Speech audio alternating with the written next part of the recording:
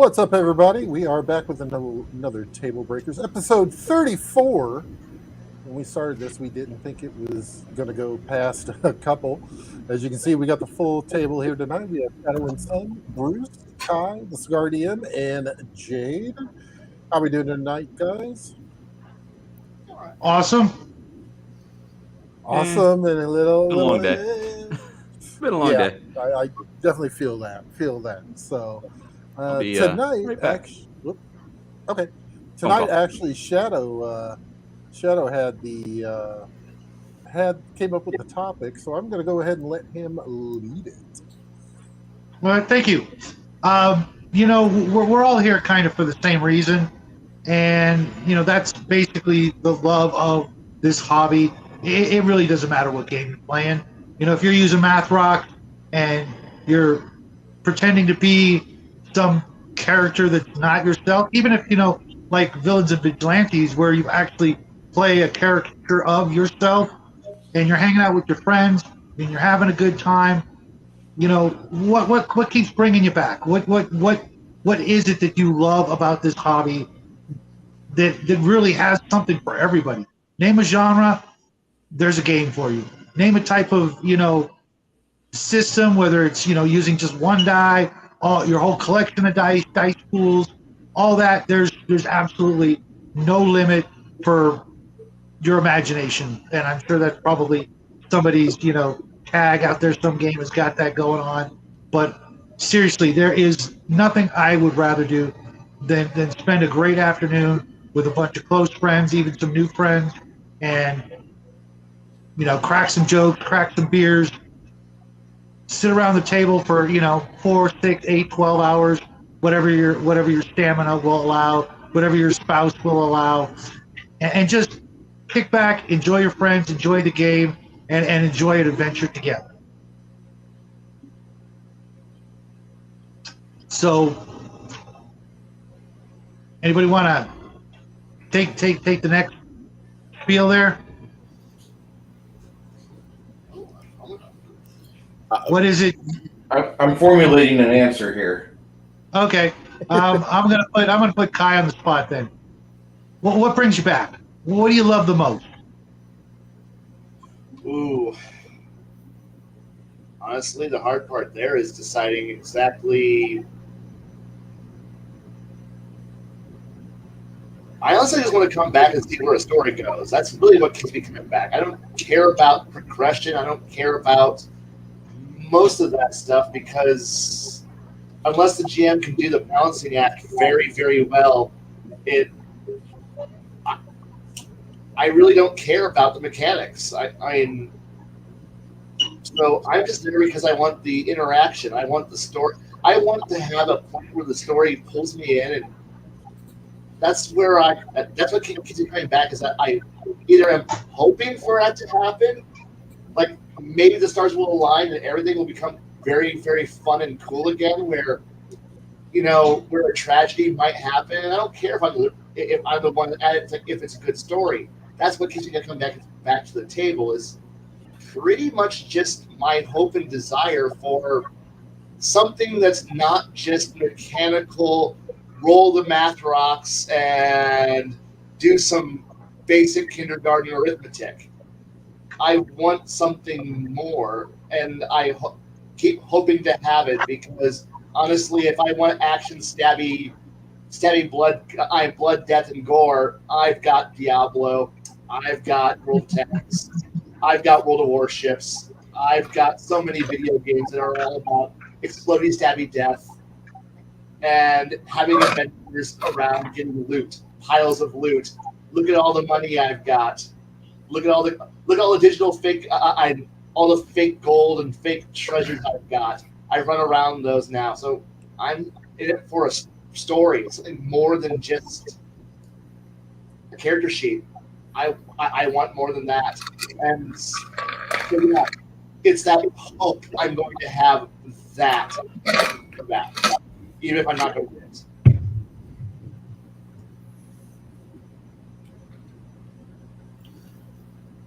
That's fair. I mean, what brings me back to the game a lot of the times, is the story, how the storyline is proceeding, where it's going, hanging out with people I might not always get opportunity to hang out with, it being new people that I'm meeting for the first time, or guys I've gamed with for the last eon, it feels like. But at the end of the day, it's the what if. I like the what if. What if the dice didn't go your way? What if the dice did go your way? That has my attention most of the time when I'm gaming. Bruce? Well, the reason why, after 3 decades of playing as a real recreational hobby, and the main thing I keep doing is I keep doing that dungeon master thing, and I keep getting these messages from players that say, "That was a fun game. When's your next game?" Or "I can't wait for next game." And it's a high. It's a little bit of a rush. Like it's not a huge rush. It's not like you're coming off a stage and like 200 people just applauded you or jeered your ass, but it's a high nonetheless. And you get those highs, and you want to do that again. And I learned balancing the game back in '97. I had 15 players at my table, and 10 of them were having fun. 5 of them were talking about another game, and they were talking about a game that I just absolutely thought sucked dick, and it still sucks dick. It's like a game that I wish would just go away. Yes, I'm talking about you, GURPS. And I hate that game. I like, you have so much nice fluff in your books, but why do you waste it on that minimalist crap system? Anyway, crunchy systems, kids. Wrap around them, love them, lick them, let the math flow through you. The problem I have is that once I learned the balance and how to keep people's attention on the table, it was almost easy, and I struggled a bit. Garrett saw me struggle with a lot of games, but there were other tables that wanted me to run. They were like begging me to run, and they hated the clock. Midnight showed up too fast for us. We got to come back next week, guys. We got to come back next week. Come back next week. We're gonna beat Karzog once and for all. And you have that rush to where you want to see the players succeed more than they do. And you've got an idea of how you can have a really rough or maybe even an overpowered encounter, and you've got a player or two in your group that they're mathematical wizards. They walk around with a hireling in real life, and he carries an abacus. That's our friend Robert. And so Robert will walk around and he'll figure out your Pathfinder problem, and within about 3 rounds of combat, he's got a solution that will provide experience points. I didn't say he'd kill the monster or destroy the person, but I would say he would get you at least a solution, because that's how some people's brains work. They just look at a situation and they observe, orient, decide, act. OODA loop. It's an OODA loop. So you have those players, and you don't want to chase them off because they broke the game, they broke the system. No, you got to figure out the new balancing act. Level 2 balancing act is keeping those mathematicians, those gurus, those geniuses, keep them happy. Meanwhile, entertaining the other players at your table that aren't so good at this, but nonetheless, when you put the figures on the table, it's like a puppet show. And so they revert to 4-year-olds because that's really not too far for them.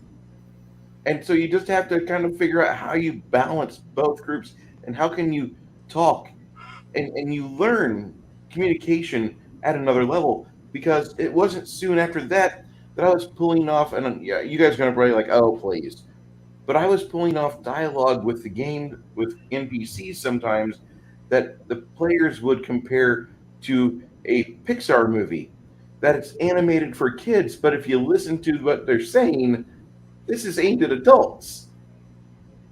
So that's where the challenge comes in, and I'm in it to have a fun time with my players at the table, but really what I'm looking to do, I want the players that are into the mathematics, that are into the character builds, that are into the optimization, I want them to find challenge in it.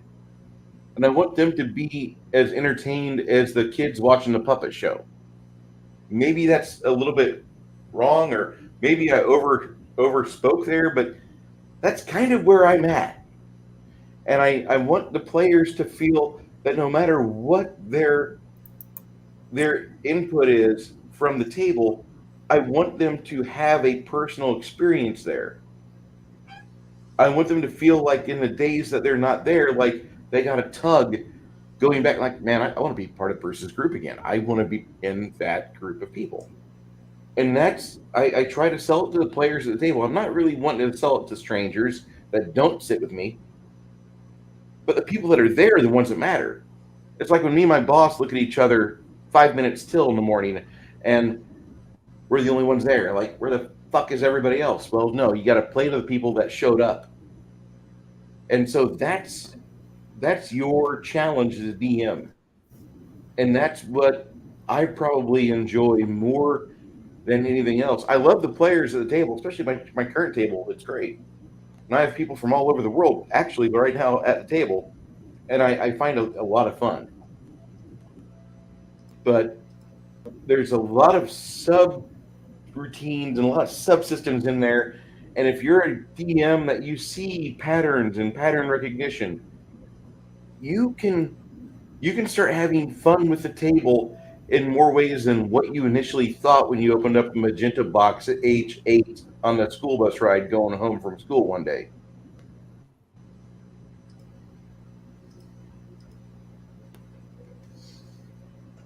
I hope I didn't Biden that one up. You guys everybody understood what I said, right? Yeah, my only concern was you had suck, dick, and GURPS in the same sentence. It just sounds bad. Oh, no. I was following quite well. I really was. You just went from a different angle than I was, and I'm... No! We did not talk about the angle of this dangle. What? Isn't that reserved for the Strippers Guild anyway? Yes, it is! Oh, I'm so happy that Jack's not here right now. I'm lost. Which character is? It's all right, Blaine. Back to the table. Gentlemen, put your Washingtons in your pocket. Back to the table. Okay. There is no dollar bill slot. Damn it. No, but sometimes it can be an ATM. You just slide your card through and just take the money. I always feel sorry for the hard the stuff on that strippers one. at the stripper guild when it's quarter night. Quarter night? Yeah. What is that, like in Thailand or something? Because a quarter. I'm thinking of What do you got to get the bounce right. You got to get the bounce right, and if it ricochets off, Isn't that their job is to bounce right? I don't know. No, it's making it hail. This is why I come back to game every week. This right here. This has nothing to do. This whole conversation for the last minute and a half has nothing to do about RPGing. But at the same time, when you can get a group of people who will laugh and actually have a good time with each other, that makes everything. Everything else is secondary. And if you have a good group of people who have a personality that's similar enough where none of them take each other too serious, they can laugh at each other, they can poke fun at each other. Because the moment you get a bunch of people that takes everything so fucking serious, the game's just going to dry out. No one's going to have fun. What? Yeah, Pathfinder? Yes. Oh, I pick on GURPS all the time, but I really hate Palladium's skill system. Don't tell Max. There's our obligatory statement that I had to make once per stream. Okay.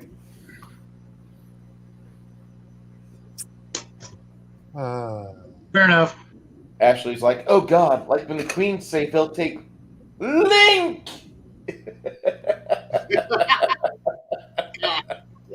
That's a Illinois joke. Hi, Ashley. Nice to meet you.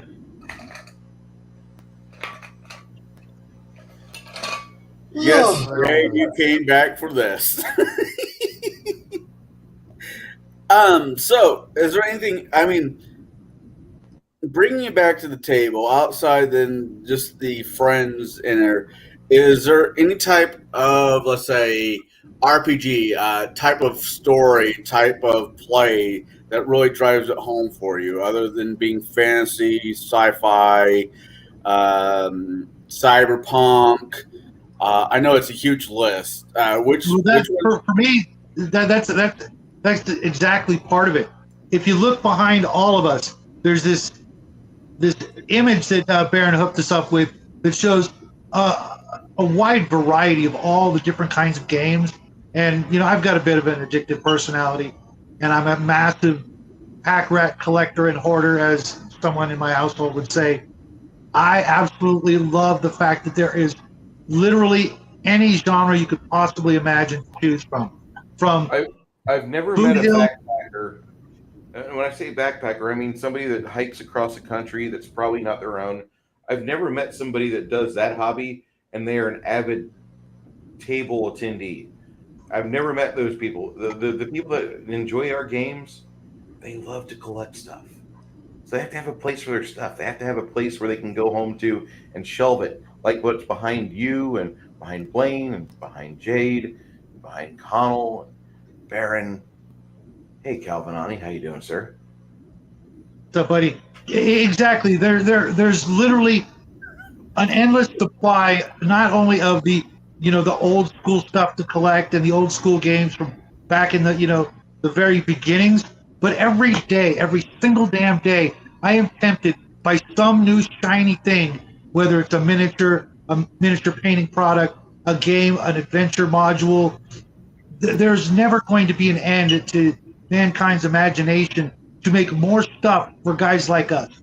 There is never ever going to be an end of all the temptations that I'm going to have to suffer through every time I turn on my computer, and there's just going to be some new ad, some new hook dangling in front of me with some juicy worm that I'm just going to be like, crap, I got to sell another kidney. My son's only got one kidney left as it is. I'm working on half a kidney.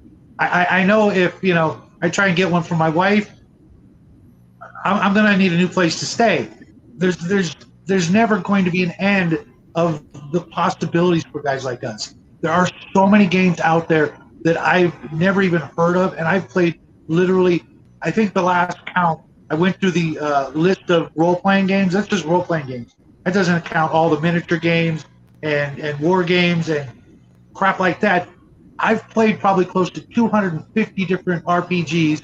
I've got a stack of about 50 of my own that I've never actually played, but I cannot wait to get a chance to play them. And when I can't play them, I'll just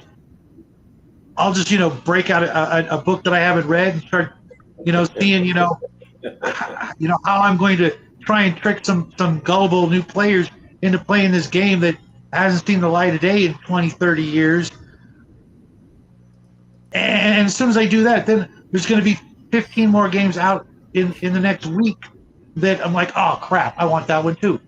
Someday I'll probably own everything for GURPS. I'll probably never play it. I'll probably read the hell out of it, shelve it with the rest of the crap, and then as soon as I'm done with that, there's going to be 50 more things out there to tempt us. See, Go ahead, Blaine. I have almost the opposite problem where I've played enough things where I don't really care anymore about the new shit. I mean, yeah, new shit's all nice and shiny, but at this point, I feel like I've been betrayed over the years by enough companies that produce a fantastically good game and then go, time for a needless new edition. And I'm like, why? Game was functional. Why are you changing it? I don't know. Much like how I watched one of my games that I really enjoyed for D20, one of the, it's not D&D, but it's in the same fucking engine, but the Weird Wars thing. World War II, but with D&D crazy magic and weird monsters. So it's like, wow, this is fun. This was a cool game. Then they went to a shitty game engine that I don't like. And I'm like, why do I want to change this? Well, this is what we're playing at now. I'm like, but you gave me functional, like, I have functional World War II steps now for tanks that I can convert real material, real data over to make. So you gave me the basics, and through all your expansions, you gave me enough things that I can build naval warships, aircraft, submarine combat, and tanks, and armored warfare in Dungeons and Dragons. Fuck! Why would I not want this? But instead, well, just like GURPS. GURPS fucking sucks. Okay, so fuck off GURPS. GURPS is getting no love tonight. It gets no love. Wow. It's a shitty game engine, and we all know it. Stop lying to yourselves. It's a shitty game engine, and we all know it. Yeah, But I can play. But I can play a albino, hunchback, one-eyed, Klingon Jedi. Okay, give me How a is little that bit of fun? Give me a little bit of time with the existing rule set, and I'll get you an albino, hunchback, Jedi, Klingon in whatever game engine. Well, you want. no. See, that was the trade-off. Is we had to play that first before we could play a Vulcan Jedi. I I understand. just want that to just set in your brain for a second. Those I two understand. words But together. I'm saying, give me time, and I can adapt anything into anything else. This is why I don't give a crap about a new game engine, because I'm sorry, I don't care. I don't care if it's, well, we rolled 2d20 now. Okay, I'm sorry. The Star Trek RPG was pure shit. The game was written like crap, and I don't need a new version of it. We gave us a new version of, say, Fading Suns. It was crap. The original version was functional and worked great. Why did we change? I don't know. Because we want to make more money. Fuck off. I don't want to give you money. I want to give money to people who actually make me happy. And buying some product that I never played before, except for perhaps say Homeworld, which will never get released because, again, fuck it, whenever it's a Kickstarter, congratulations. That's all everything is anymore is Kickstarter. So, We have all the money in the world, but we want you to fund it. We want you, Play Pigs, to buy it and to make it to where we could put it on store shelves where it will not sell for a decade. And please give us money, and we'll give it to you, according to the Kickstarter, in less than 9 months, 3 years later. So where is it? On a boat in China. I It's don't in know. Los Angeles Bay. And at this point, I'm like, y'all are fucking crooks. Y'all are hucksters.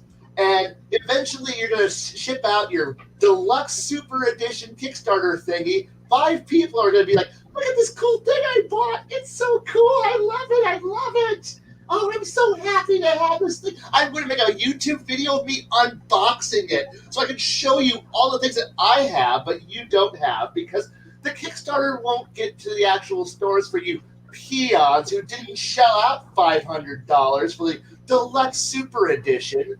Hey, Shadow, before he finishes, I need to make sure that my copy of Ogre 20th Anniversary Edition and the celebratory miniatures are safe in the bunker. If you guys could check that out and just give me a thumbs up, that'd be great.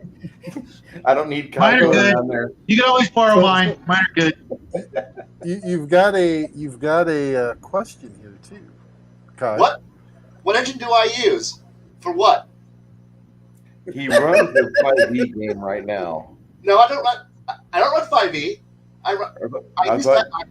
I use a very, very mutated to hell, because I can't get anyone to play a better game engine, Pathfinder 2e rule engine, but I've managed to kit bash, hammer in everything else I want into because, well, it functions.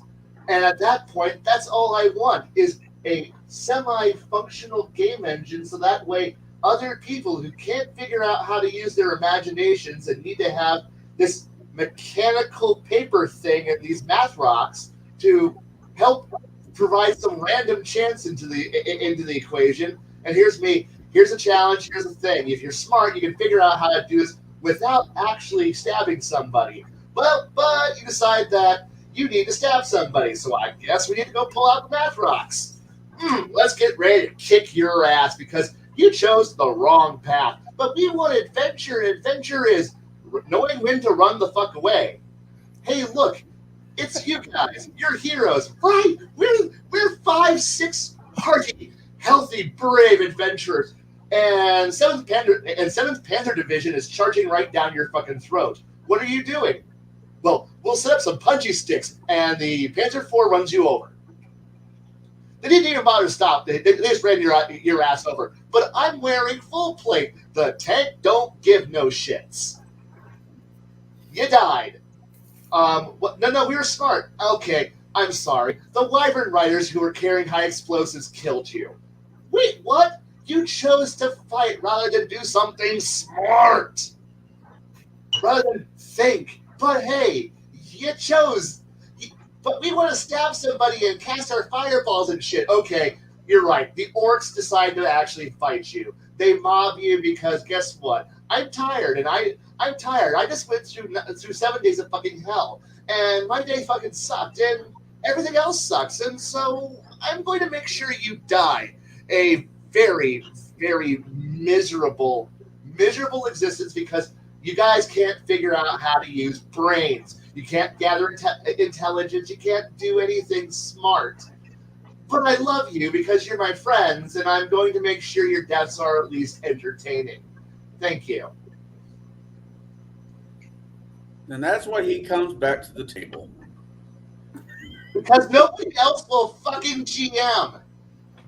And if I let anyone else GM, they're gonna run for 3 adventures, and then he'll find out that he's got a major new paper for his doctorate he needs to work on, so I can't fucking depend on him to GM. And if I turn it over to one of anybody else, it's gonna be, so you all ready for a good old fashioned adventure? We're all starting on Mud Farm 2234 Sigma. Over there. And so what are you all playing? I'm playing a wizard. Here's your coloring book that allows you to cast your 2 spells. Yay! I have a stick. You're a fighter. I have 2 sticks. You're a rogue. Every once in a while, I pray to the good book on the cross, and I get the ability to cast heal twice a day. Fantastic, you're a cleric. Now we go out and go kill rats and other weird things. Woo! And that's the quality of adventures I get from most other people. And if it's like, because God help me if I'm like, hey, Blaine, what game do you want to play? I'm like, I have like a bunch of them. Oh man, Japanese culture is really hard, so we can't play L5R. And running a functional action. None of us have actually studied European history when we'll actually play 7C's good. None of us know ships and want to make naval combat interesting. How can you fuck up naval combat? How can you fuck up all of us? You wake up in the morning with a heart on, and then as you progress through your day, you realize like this is not the place for that. Bruce, I swear to God, Bruce, if you pull another something like that, you see me drinking a bottle of water, you know I'm going to spit it all over my screen. So it'll just answer that question. That's all. You're at sea, and you wake up with a hard dick because you don't have any saltpeter in the food. Chef's been bitching about this for about a month. Captain's kind of worried because we're going to make another orphanage at next landfall. And you guys are wondering how hard is it to run a naval campaign. I mean, for crying out loud, it's easy. The easiest fucking thing. This is the ultimate railroad. Don't let the captain be a fucking Blair character that says, I'm going to defy my orders, and I'm not going to go to the big battle where all the shit blows up. We're going to go down here to Pirate Booty Bay and get raped by pirates, because that's what Barbary Coast people do. Put them on the railroad. How easy this is, but here I go. High seas. Give us a frigate. Give us a sailing ship. We go out and have fun. Yeah. We literally sail to whatever adventure you throw at us. But players, Exactly. Exactly. Players, what jobs are on ship? And here's me. Oh my fucking Christ. Oh If you don't do your job, your ship goes away, and you do too. And here's me. You know what? It's like, okay, how about we play in space? No. And here's me. Okay, I guess we're going to go back to Dirt Farm 2, 2, 3, 4, Sigma. That's where we're going to be at for fucking ever. No, Ashley, you forgot the Amazon Space Pirate Amazon Ninja Cat Girls. Yes! That's how you make Spank, the campaign. I miss that card game. I really do. That's a card game. Yes, it was. Yeah. It's a great card game. Space Pirate Amazon Ninja Cat Girls. It's great. Yes, it's a great game. Is this anywhere near the question you wanted to be answered here, Shadow, or you just go along with it? I'm done. I'm sorry. Oh no! We have another question for the panel. Oh, actually, we haven't heard from you, Baron. Well, hold on. We've got a question from the chat. So, what do you think of the Burning Wheel? Is it a game or a lifestyle? No clue. Haven't read it. what is Burning Wheel? Please tell me. Is this a It's chance? an RPG that I never played. Apparently, it's Yeah, a lifestyle I passed up. Oh, sounds gay. Let's keep going. Yeah, that's a total strikeout there. How about it, Baron? Like for me, what brings me back is actually more than anything else are my friends. When I'm able to sit down at the table, we may have, a half hour of chit chat before we actually start rolling everything. We play every 2 weeks. Sometimes we don't get a chance to talk online, or even talk with each other. It's a community type thing where it's bringing all your friends in one place, and you get to catch up with them. And it'd be like if going back 100 years or so, the whole thing of you have your friends all come over for dinner on Sunday after church. It's the same type of feeling, that camaraderie, the everyone being together. And that's what brings me back is those feelings of the fellowship, the camaraderie, and everything else. That's what really brings me back over and over and over again.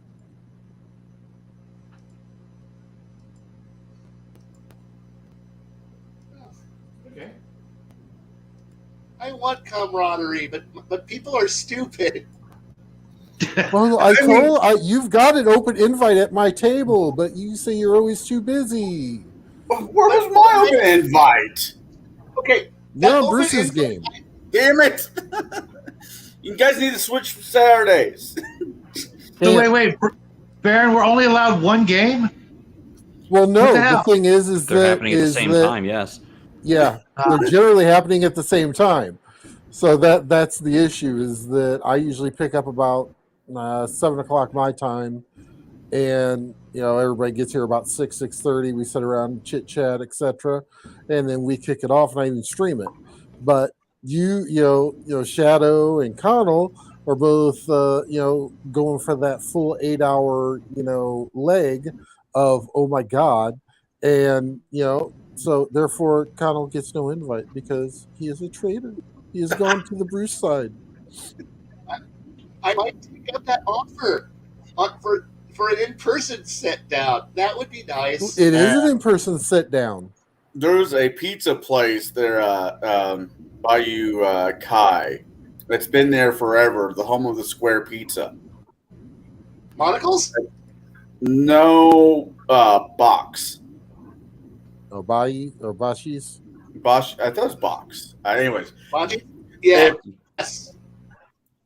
when I used to when I used to live over there in Moss Avenue, we'd get pizza from that place and have people come over and game in our basement. And it was amazing because the pizza was good and the people were all right. I mean, the people were great and the pizza was all right. Yeah, I said it right the first time.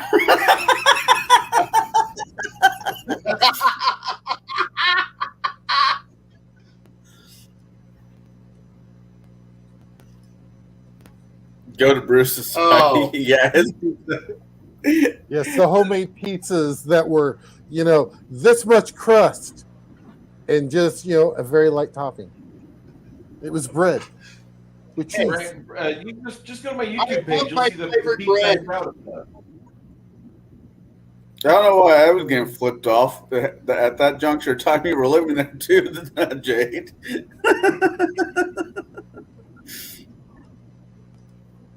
But yeah, that's another thing about gaming. It's just some of these guys I really miss. I miss Will. I miss Robert.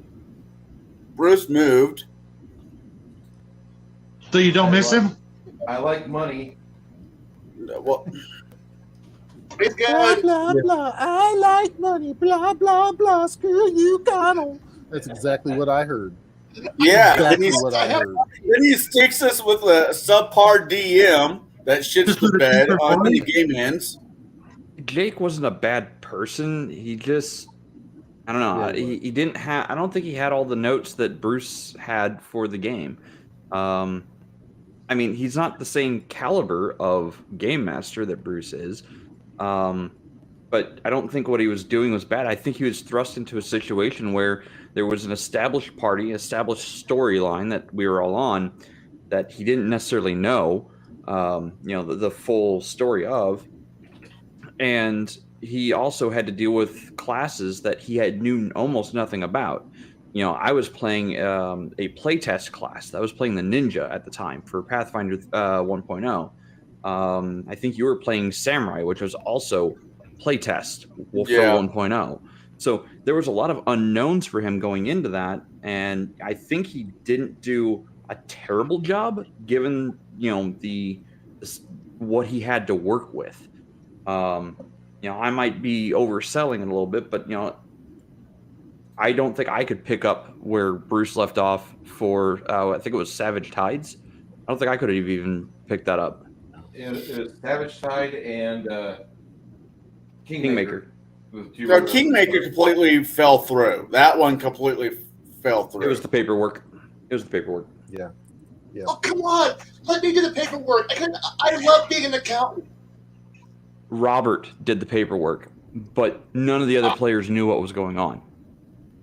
Like, I would ask, and I would not find out. Got it. How do people fuck up the paperwork? No, we didn't fuck up the paperwork. It's just fucked up the one campaign. person was in control of the paperwork, and I never. I even though I asked, I never actually found out what was actually going on. And my character was supposed to have been the leader of the civilization or whatever it was. So the El Presidente of the Kingdom of We Fucked. Yeah, pretty much. Yep. And everyone became completion. Damn addictive personality disorder. Yeah. That's why I had every 3-5 book when I would come to the table with me in a Mazul bag. And literally, I had to have someone kind of help lift it up so I could hunch over and waddle into the game store just so I could get in without falling over. I remember helping you getting that thing back into your car a few times over at the game room. Yes. Yeah, that was the one thing. That's the one thing I noticed especially when I first started gaming, was the pile of books. I'm not saying they were necessary. But there was like a pile of books that people had to bring to make the game work. I mean, when I was gaming over at the ICC, the DM and his buddy would bring over a pulley that was full of books and, Tupperware containers full of this and that. I'm like, son of a bitch, how much crap do you need for this game? Then I found out. The answer is yes. Yes. Then I found out. So real quick, guys, here, I have to say, I thank you very much at your time. This is my first super chat, guys. Right here. Holy crap. What would a dragon cult be? There you go. I think this is a Kai question, 100%. I'm sorry. Depends on the dragon. Okay. What kind of cult are you looking for? A Western cult or an Eastern cult? West End girls? I don't know. I mean, A shopping cart of books.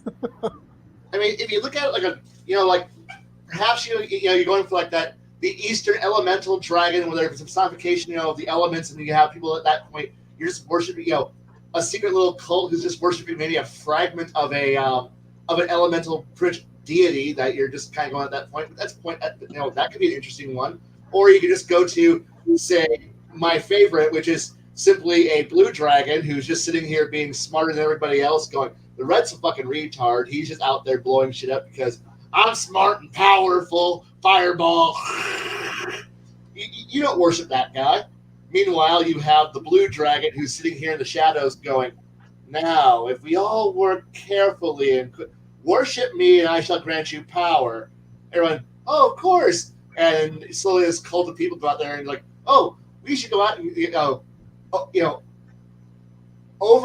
this grand and powerful dragon is giving us powers and greatness. And, there's a few half-dragon children running around because, why not? You're bored. You're an all-powerful dragon. Have some fun, goddammit. And, overthrow a culture or two because the blue dragons are lawful evil. They're smart. They're actually planning. Unlike the red, who's flying around being I'm Smog discount edition, or the white dragon who's lucky he woke up today and didn't fall off a mountain, and the black dragon who's just sitting in the swamp going, I don't care. Me and my gator buddies are out there eating crocodile hunters. That's the bulk of my job, is to make life in Cajun land terrible. I would love to see a black dragon cult leader in the bayou with 70 little half dragon crocodiles or alligators, and they all just do that entire, grab a hold of opponent and death roll sort of thing. Please do not give Bruce ideas for tomorrow's game. And then afterwards he cooks bouillon balls for everybody. Just stay out of the swamp, Connell. If Bruce throws a swamp at us, we just say no. We're going around. I love this. Nope.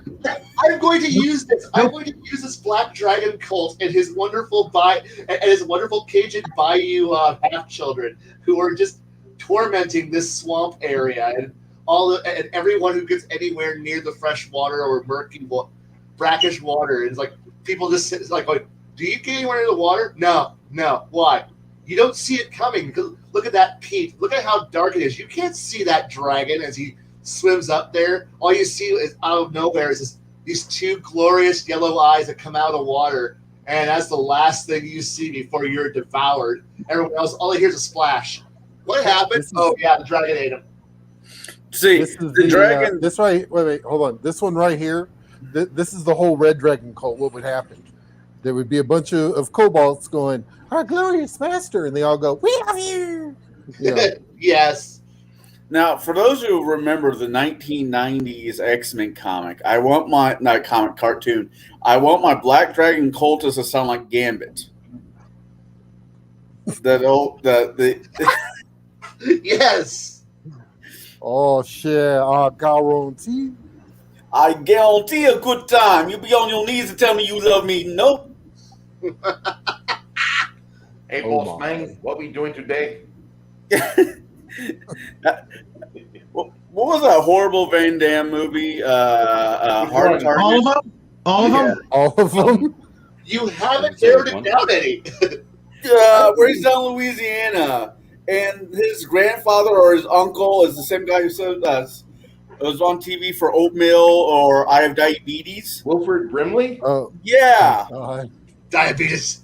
And he plays a traditional Cajun. He's like, ooh wee, strong enough to make a jackrabbit come up with a gate. I'm like, what the fuck did he just Make me Google the shit. Careful for the demonetization. Oh no! It's Never mindful of the demon. Demon is not nice. No, sir, I don't like it. see? Coming back to these games week in and week out, I'm starting to get into, let's say, Call of Cthulhu. I think you need your DM to be a sadist, and I think your players need to be masochists, because that's the only way that game seems to work out. No, not at all. Yes. No. Yeah, Yes. kinda. I mean, there I'm is gonna a bit wreck of you. there is a bit of that. I mean, there is a bit of that, but you all have had to have had, especially in the very beginning, which kind of brings me to the question I wanted to pose to all of you. If you played the very Okay. first game and it sucked ass, there had to be something good about it. Otherwise, you wouldn't have come back. So, what was it that hooked each of you guys the very first time, or the first time you realized, oh my God, I have a problem, and there is no support group because it's 1979 and this game just came out? Kai, you look like you got a response right off the bat. Okay.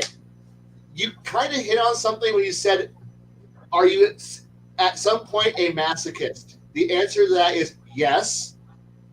Because one of the first things that got me to come back is the fact that when the GM literally murdered me, like my first character, first adventure, walked out of the inn and got ran over by a wagon, killed, just black, and I'm like, what? And he's like, shit happens, man. And I'm like, fuck.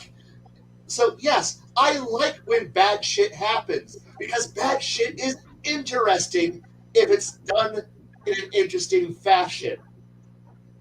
I like the idea of, yes, cool, my awesome, I fucked up. Oh shit, my halfling just literally became a hedgehog. A very, very, very bad representation of one that involves spears and lots of impaling. Ooh, that died. I like these events. I like when bad things happen. I don't like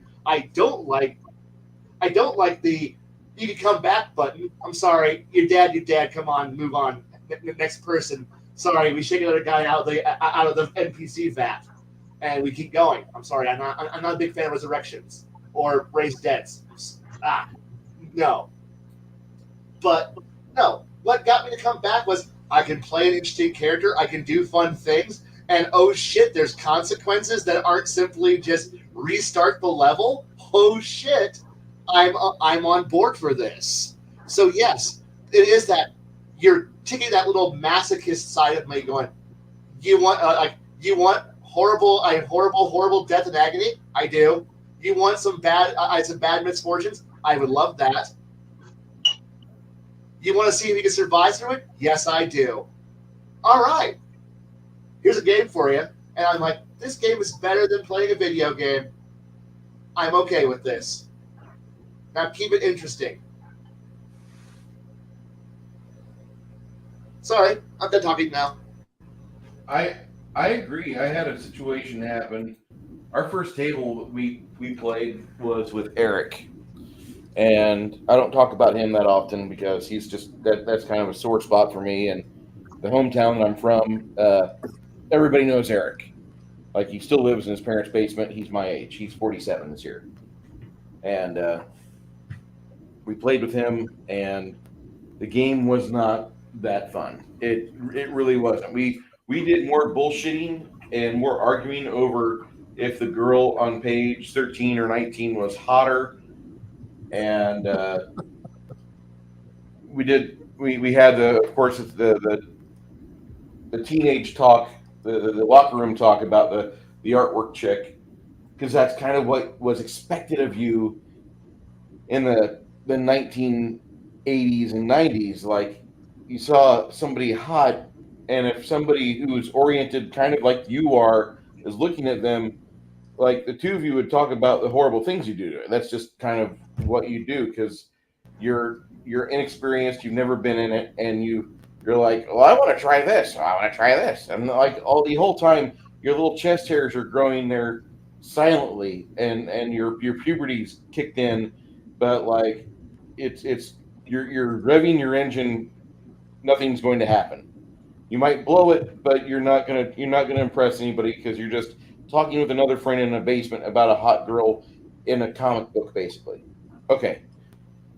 And we did more of that than killing the vampire with our level 1 characters with mud sword armaments that Kai sold us, basically, because that was the game we played. So it wasn't fun. It was fun to hang out with friends. But the original time we played, if I had to be judgmental about the game and would I come back to it if I didn't have my friends here, I would have stayed away. I would have stayed the hell away from it. But then I started running games, and my friends really liked it because they got a chance to be actual do somethings. They did stuff in my games. And most of my friends were pretty nerdy because we were fucking nerds. We were still talking about the virtues of a 1541C disk drive on its cooling procedures in 1990. An 8-year-old disk drive system versus the nasty Nintendo Entertainment System. So this is the level of nerdiness that you're listening to. We couldn't just enjoy video games and computers. We had to take sides, and thus Fanboys was born. So we had that. That was part of the culture. And I didn't know many people that had both a Commodore and a Nintendo. I don't know what happened. Anyway, so we didn't really enjoy the game, but we wanted to keep trying. And then I started to run the game, and Nick really liked it because he's like, Bruce understands what the storyteller has to do. And then Eric got upset. No, that's for the vampire game that we're not invited to because we're nerds and we don't have a car. So we played D&D. That was the game we had, and so we enjoyed the shit out of it. And then we turned 14, and that was basically about how it worked. Jade, you've been awful quiet. Yeah. So my first experience was a ranger. I was I think 13 years old. 3.0 had been out for just a little while. So it was before the rebalancing of 3.5. And I had read Lord of the Rings, the Fellowship of the Ring specifically. And when I sat down to play, I was told that, whatever literary character, from fantasy I could come up with, I could probably build, and the person that was running the table could help me build it. Like, you know what? I'm going to test run Aragorn. Why not? I want to play a ranger. Now, lo and behold, the ranger that Aragorn is not even close to the 3.0 ranger. He's more like a fighter with some druid levels, kind of, maybe, but not quite ranger. I didn't know that at the time. I was 13 years old, just experiencing D&D for the first time. So when I was basically told, hey, you can create literally any literary character from any book, any genre in this game system, my mind just kind of exploded with the possibilities. Like, I was, 13 at the time. I was not an avid reader at the time. I had astigmatism, and I didn't realize it until I was like 15, 16, maybe actually closer to 18. So reading was really difficult for me from an eye strain perspective. It just really wore out my eyes. Drove headaches really deeply. So when I found a book I could actually read and like, it was very far and few in between. So once I found out I could make just about any character in 3.0, I started dreaming up all of the possibilities, every single combination of classes, prestige classes out of the DMG, and what could happen. Now, magic at that time eluded me. I had no idea how it worked. Then the game was brand new. Almost nobody really knew how the magic system worked in 3.0 at that time. So we all kind of avoided it like it was the plague. But no, I made Aragorn, huh? As you should. It's magic. As you should. It's magic. It's evil. Heresy. Blasphemy. Typical things I say. So But no, so yeah, I made Aragorn, I made Boromir, I made all of the characters from Fellowship of the Ring. My I could first ranger actually was named Aragorn also. okay. Yeah, I mean, we my were first 13-year-olds. my actual first character's name wasn't actually Aragorn. It was based on Aragorn, but it was actually named Garrick Nilo, and he was a half elf ranger. Because I wanted some of the elven abilities to enhance the character's flavor and feel. That Aragorn is a very long lived individual, so are half elves. So that's what I built. That was my first one. I had gone through several iterations of other characters along the way until I found the character that became, well, my moniker, the name I carry even in this stream. I was playing a monk who, and this one is the one that really sinks me into the game and is based in the world that I continue, even though that story ended, oh god, 20 years ago now.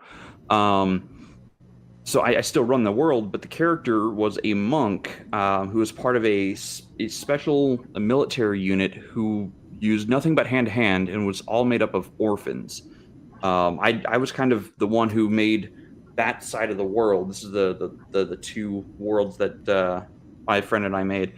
And the country he came from had a doctrine that all orphans by age 5, if they weren't adopted, the military inducted them into a kind of a cadet system. Because they were going to become wards of the state anyway, might as well put them through training. So that's where the character came from.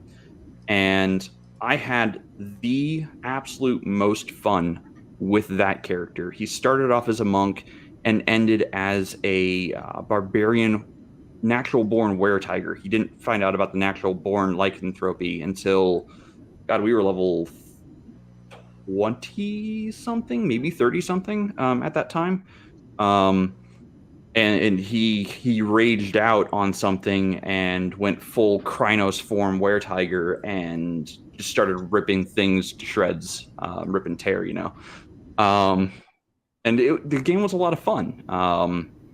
And that was also the same game that I realized, I was playing mechanically by the numbers, and the GM forced something onto me that I wasn't aware of that was going to be a fun, unique situation.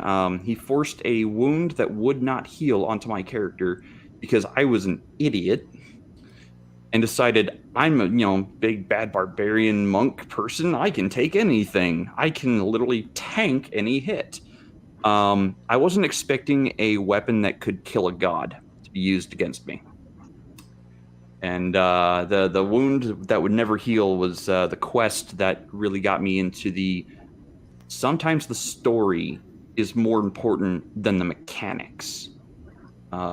So that's I think what keeps driving me back is that character, my moniker Jade, and that world. It keeps bringing me back. I'm actually prepping a Hexflower map for that same campaign world for the Bronze Age story. So yeah, that's what brings me back. Awesome. Anybody else? How about you, Tom? Yeah. I know you got a story. Tell us the story. I was normally there when I first got started. It was with Jay here, this guy named Jeff Koplek. Ain't got no luck, ain't got no chance. Russ, gonna die. come on, idiots, let's do this. God, I miss him, sort of. Kind of. Anyways, and I liked it. I very much enjoyed the D&D game that the DM was running, and it's fine. Then he's like, well, I'm taking a week off or something because of one reason or the other. And this other guy named, I think it was Brandon. Brandon's like, hey, I'll run Shadowrun. I'm like, sure. Why not? Jade's like, yeah, you'll have fun. We get there. I look at Jade. I'm like, this is not fun. This sucks all the way around. And he's like, yeah. And I went back the next week, not because I enjoyed the game, but because my friends were there.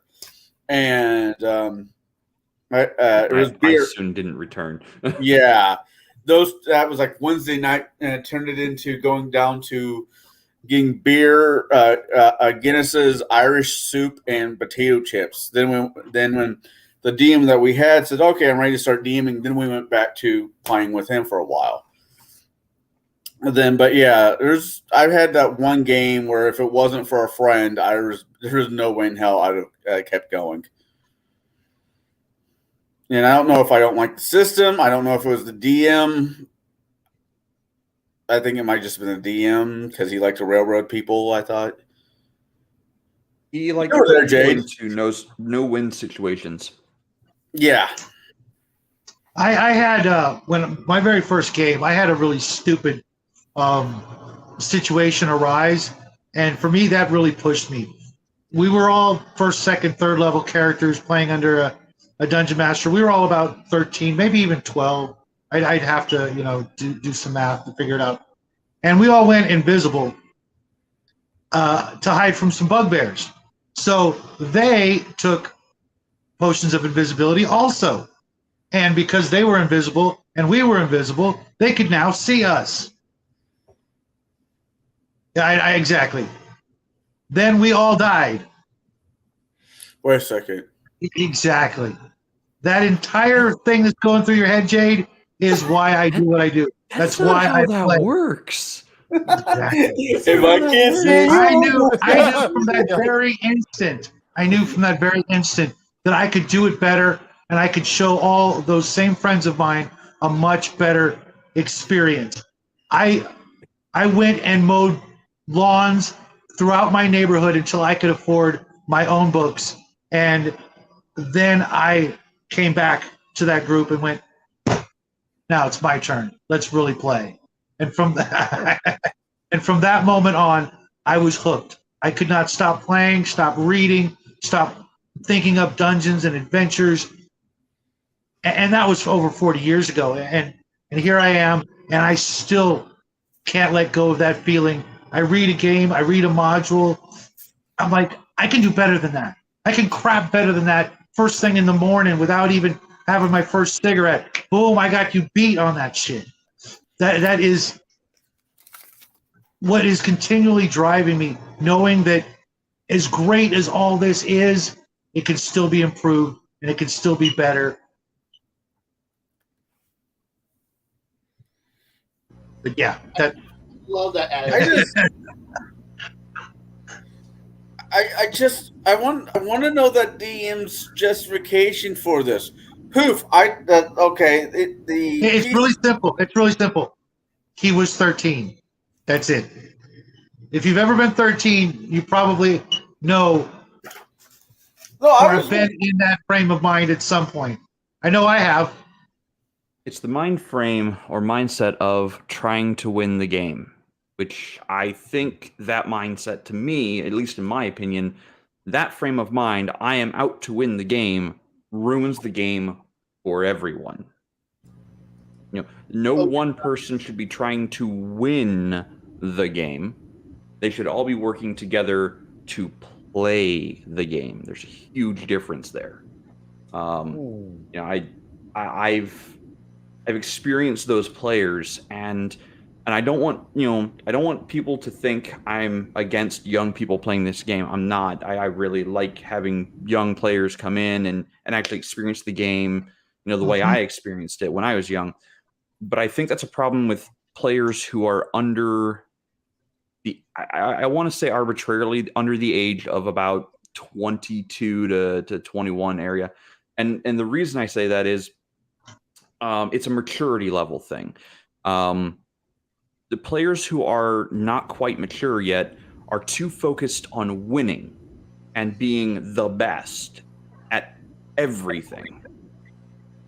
And there's nothing wrong with trying to be the best in several things, but at the same time, it's a team game, just like sports. Yep. The hobby is a team effort, a group effort, not a singular person effort. So we have this attitude of, I'm trying to win the game. There is no winning. You win only if if your character survives the night, or you win if you advance the game in a meaningful way, or story? you win when you complete the scenario and you go looking for the next adventure. That's my take on it, at least. Or when you bribe the DM with pizza. No, that's just getting that's getting an easier night slightly. Okay. That's reducing your difficulty by like 2 or 3 points. Okay. Yep. Just when I was going to shove this off to Baron, he bails. Because he's smart. All right, Bruce, how about you, man?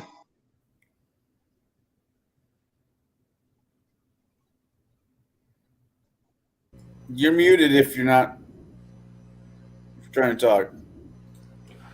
That explains why, for so many things during that monologue you had. One thing we do with this hobby is that whenever we sit down for a game, it's normal for a DM or a dungeon master or storyteller to show you their trapper keeper full of rules and things that they came up with, or they want to do this because it was in another game, or this might be easier for this than what's in the book. And that's another thing that this hobby offers. It gives you creative freedoms. So just as a dungeon master, it's not that I'm not paying attention to what you're saying, guys, but I don't come at the game as a player. I want to, but I'm a DM, and so I've got to kind of look at the whole picture, the whole enchilada. And one thing. Same here, though, Bruce. What? I mean, I am now. I'm a player now, but this is the first chance I've had in 20, 30 years. And my initial bringing me into the hobby was as a better dungeon master. I wanted to be a better dungeon master. Well, I'm trying my best to make sure I do things fairly, and we don't have some total schizoid following us saying you're not using this rule from page 287. The chapter starts on 283, but I really think you need to look at 287 again. No, I'm good. And what the game allows you to do is that you can look at something and say, maybe there's another way to resolve this. If you resolve it by anything, it takes you about a month to read through the DMG and the core rule book before you get an idea of exactly use what for where, because every edition is different. And I'm glopping Pathfinder, making it synonymous with third. But I think the fact that you as a DM can tamper with the original designer's blessing, like, go ahead and make the game you want to run. Mm-hmm. The afterword in the original DMG is like my mantra these days. Yeah. And I don't mind, the climb, the grind that you got to put in to be able to do cool stuff, but there's a lot of time you'll waste with these books for trying to create the perfect system for you. And it'll get replaced in another 2 years. Oh, in 4 years, there's a new edition that comes out. So you get totally out and unplugged before then. But this game, you can create things, and you can make it to where your players are having an easier time interacting with you. And that's really the thing. I need them to be able to understand it. I'm just trying to arbitrate the game to where we're all having fun. Not just you, who's soaking up the fame in the moment, but everybody at the table. And so the original designers wanted you to get under the hood and understand why they had things like the ability score check. Why did that turn into skills? Why did it turn into non-weapon proficiencies? Why did all this stuff happen? But when you start to research it, you understand exactly why they did that and why David's table differed from Gary's so much. I don't know. There's a lot to love about this hobby, and that's just my perspective. Maybe I gave you the wrong answer there, but I think No. it's really important that your person that's running the table, they have a lot of options to keep the game going and try to speed it up to make it more cinematic in feel, or at least like you're reading a good book. Not that you would read a bad book, but I'm just saying I want the players to feel like there's something special going on. And I hope that I'm right with that. I hope there is something special going on. I hope the players are falling in love with the system and the experience. Now, System, not so much. System, not so much. But the way you handle the table, absolutely. Well, the system. I'm certain. Go ahead. I'm certain when you come out with your own rules, which I know you're doing, I want to see them. We'll be doing the playtest here in this quarter. We'll be doing the playtest here within the next 3 months. It will only be like a few levels. It'll only be for a few classes, but I think it'll be important. It's gonna bring some things faster. It's gonna make some things crunchier. One of my friends said the combat's going to take longer because there's more hit points involved, and you're not really doing round by round. It's doing second by second, which you can drag it out in some circumstances, but it can be fast. And that's what I'm going for. I want the players to feel like they're partaking in a story, like they literally are doing cool shit.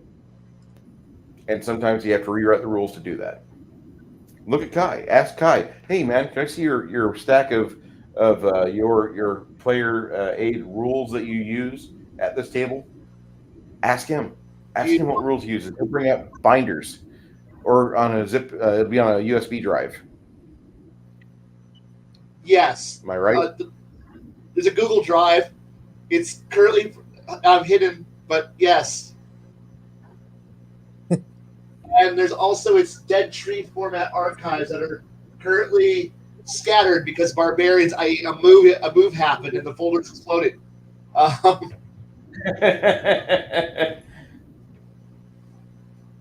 So yes, trust me. There's a part of me that screams about, like, if you ask me what my dream version of this game would be, I would so run it. But periodically, I have people look at me and go, "What do you mean active defense?" And I'm like, okay, I forgot. Some of you people haven't played a civilized game yet. So, Kai, There's no such thing. run the puppet show, Kai. Hey, Kai, this would have kept it being scattered. no.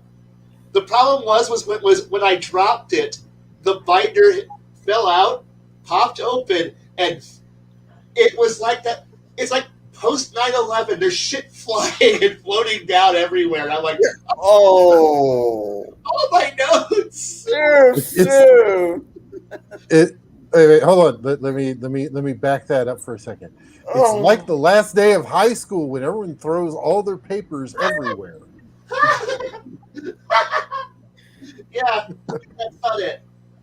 But no, it's like when you have people who sit back and go, "I don't know what you're talking about." I'm sitting here going, "Wait, but I've made space combat interesting." Wait, how? Because it's fun. Here, it's more interesting. I made D&D combat less just standing there and getting hit. Ow. Okay, that's cool. I'm sorry. I have all I have is okay, cool. D8 damage. Woo! Yeah, this is the best game fucking ever. Ah, I love this game. Are you actually defending? Actually, all right. I have engaged active defense mode. I am parrying. I have a +2. Oh, I'm sorry. I have a shield too. Dig, dig, dig, dig. I have a static defense. This is it. You're slightly harder to hit. This is just untenable. We just stand and hit each other until one of us dies. Yeah. And they try to go. Now there's this thing where you can actually roll and, actually actively feel like you're participating in the game, and they're like, but that make games slow. And here's me, can I stab you? I don't know when I'm going to stop stabbing you once I start, but yes. And it's just when so it's like, yeah, well, how do we change this? I would like to redo how initiative works. You mean get rid of rounds? Yes, get rid of rounds. Because I want to go. I want to go with the exalted wheel of never-ending death. You know, the here around until like, look, the dagger guy just stabs you 400 times before you swing one time, and with the motherfucker over there who's casting your fireball, yeah, I'm gonna blow up the city. On initiative 30, you're going to cast your spell. Okay, well, is that a problem? The rogue is going to stab you now 12 times. Good luck. Oi. It's like, yes, if I want to rebuild an entire game multiple times, but each time every 2 to 3 years I have to go and say, well, that was a good idea. Put it back in the vault. Hi, kids. Welcome to learning how to play a role-playing game. Here's the rule books that you're going to need. Wow, this game is fun. Meanwhile, all the older kids are sitting going, oh, you should see optional house rule number 42. What's that like? And I'm like, shut up. They don't know how to play yet. Oh, okay. And then I sit back and I'm just like, So it pisses me off. I have to sit back and go, I have to reset every 4 years, and then I go play someone else. Okay, so I have this cool idea for a cool character, and no, stop thinking. Play basic. Why? We're playing basic. That is all you can be. But there's so much cooler out there, and I know all the cool stuff, and I can have some cool. Nobody else knows how to do cool shit. Just enjoy being mediocre. Enjoy your dirt farmer. Oh, fuck you. And who gave Kai sugary cereal this morning? He did. He did. He's actually. He did. Crafty just wanted me to pop in and yeah, thank you. I was in Crafty's Conan game, and like I was just telling him, I haven't been a player in quite a long time, other than Bruce's game, and the two games, are very different actually. With Crafty, he went out of his way to really, put you in that second by second, heartbeat to heartbeat feeling of combat that, I myself am guilty of it. I'm so guilty of it, having been dungeon mastering with players who've been through that 10,000 times before with me as their DM. They don't care. They just, numbers, etc. They're dead. Okay, let's move on kind of attitude with not everything, but, they've been there. They've done it. We've been hanging out for, 20 plus years. They don't want to hear me describe another sword fight. So I've, unfortunately gotten out of the habit of it. And that's one of the reasons why I've been listening to you guys and a lot of other people that aren't with us right now to try and up my game so that the next time I do run a game, I don't fall into those same horrible habits. And maybe, some of your experiences have been, similar where, the people that you've been with, I don't know if you've been an actual player lately, but, maybe it's the rules of Conan 2D20, or maybe it's just Crafty, or, just certain people just don't really want to go into it anymore, or just feel like, it's just bogging the game down. I wish there was a way you could, listen to that game with Crafty, because it was a lot of fun. I'm not taking anything away from Bruce at all, but it was, with Bruce's game, we're all higher level. In Crafty's game, we were first level and, had that feeling we could die at the very first swing of combat, we could be dead. Yeah, and all that would have been for nothing.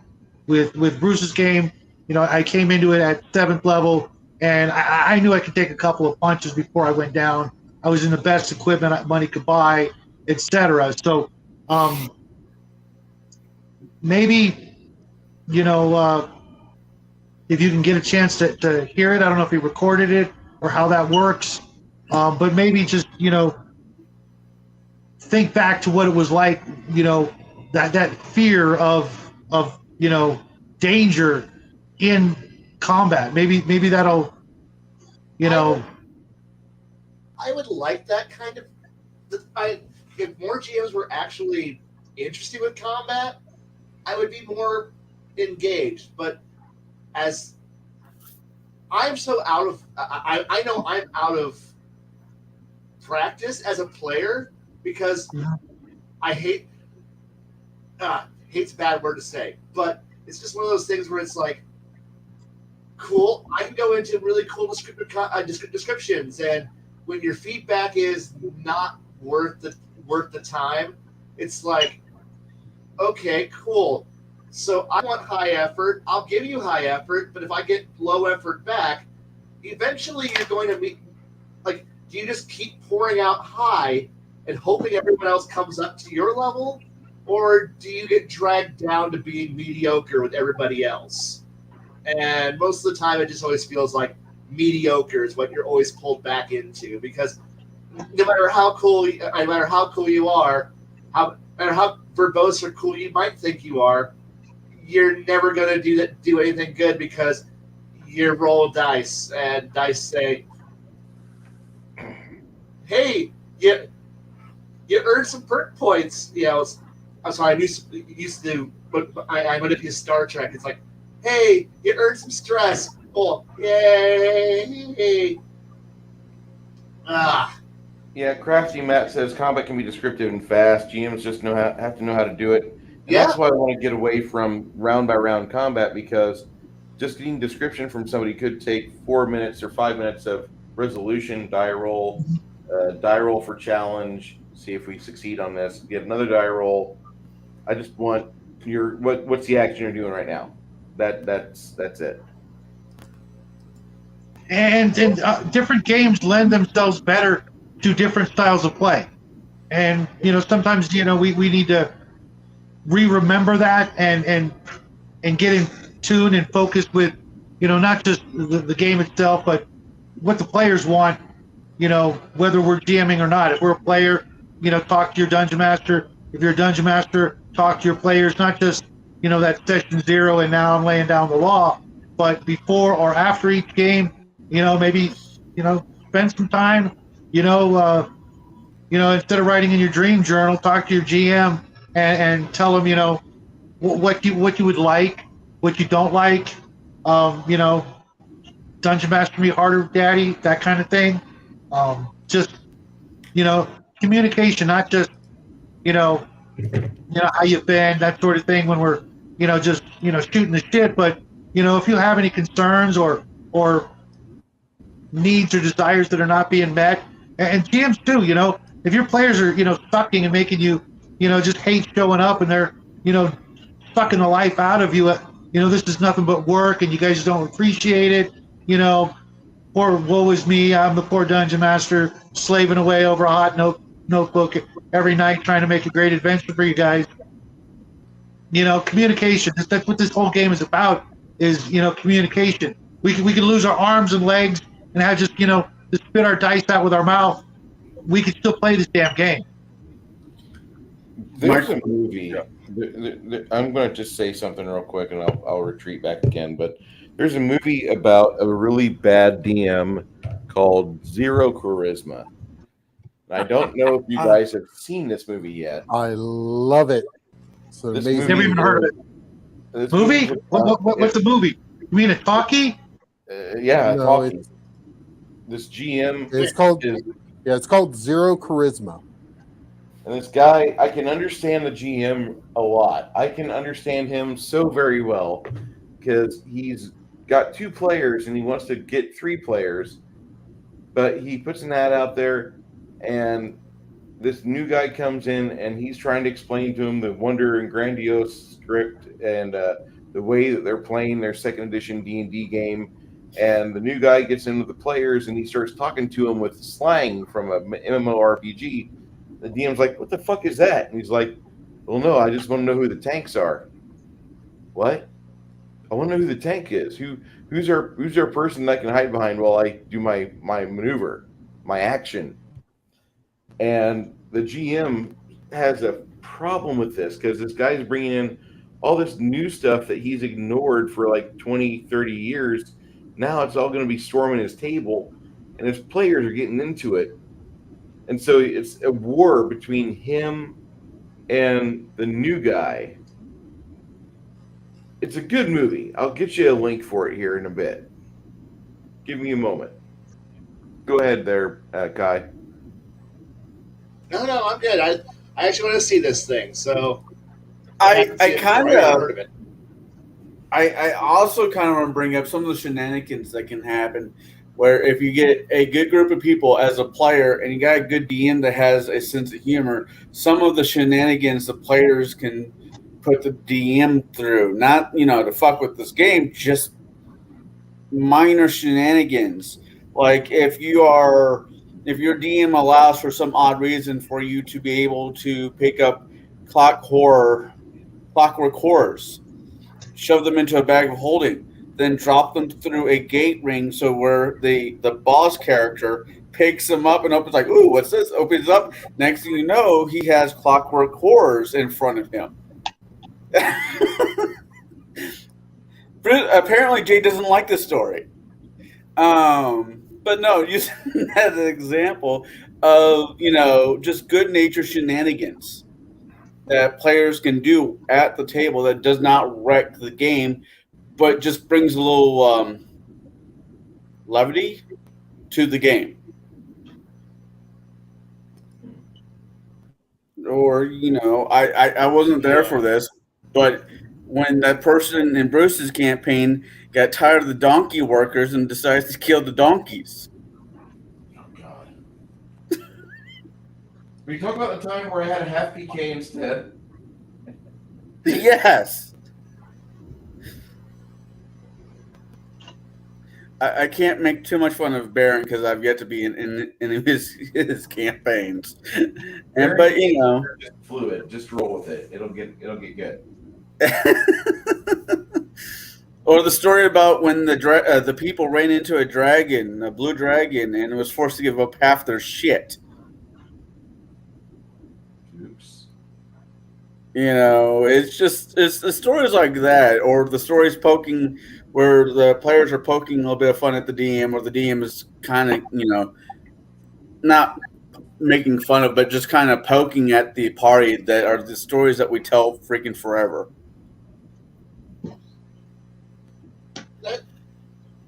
That's about what really gets you to come back to this hobby. But yeah,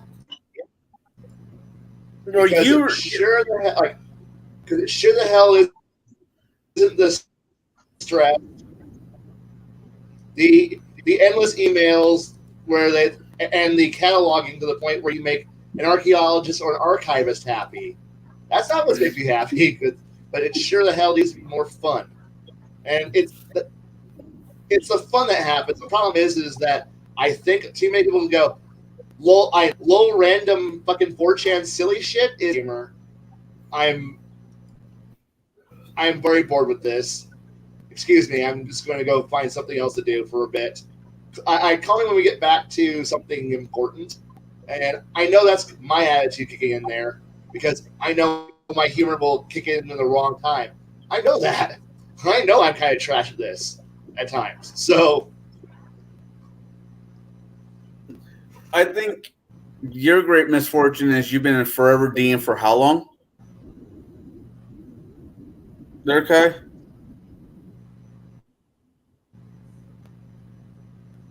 Who's it? Kai's internet's cutting out. Mine? Yeah, I think your audio was cutting out there for a moment. Sorry, no.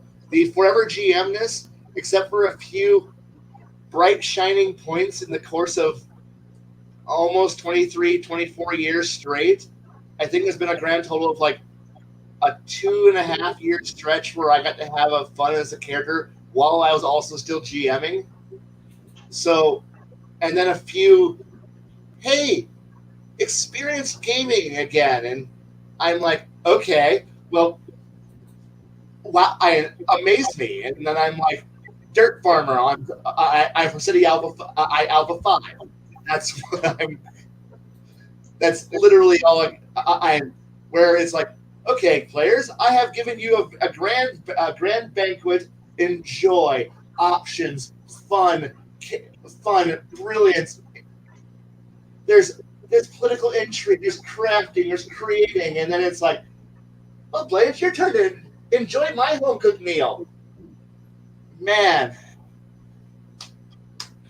Hey, Bravo. Kai, It's a Hey, cooked Kai. pop tart. I'm so happy for your cooked pop tart. You didn't burn it. Are you happy? No, I'm not. I'm not happy at all. Somebody get him a Kingmaker game going where he can do paperwork so he can be happy again. Hey, Kai. Yeah. Kai, I think one of us needs to run a Minecraft game with friends. You make fun of it. You make fun of it, but Kai would love a Minecraft game being turned into tabletop.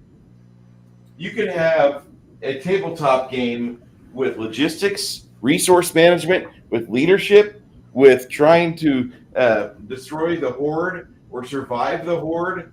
You can have so many things, and as long as the player is going into it like, it's Minecraft. Yes, it's Minecraft, blockhead.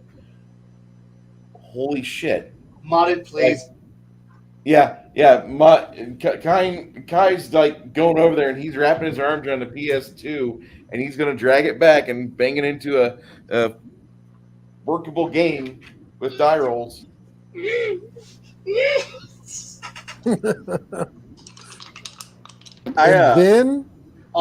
you drop the creepers out of the sky in a mass attack.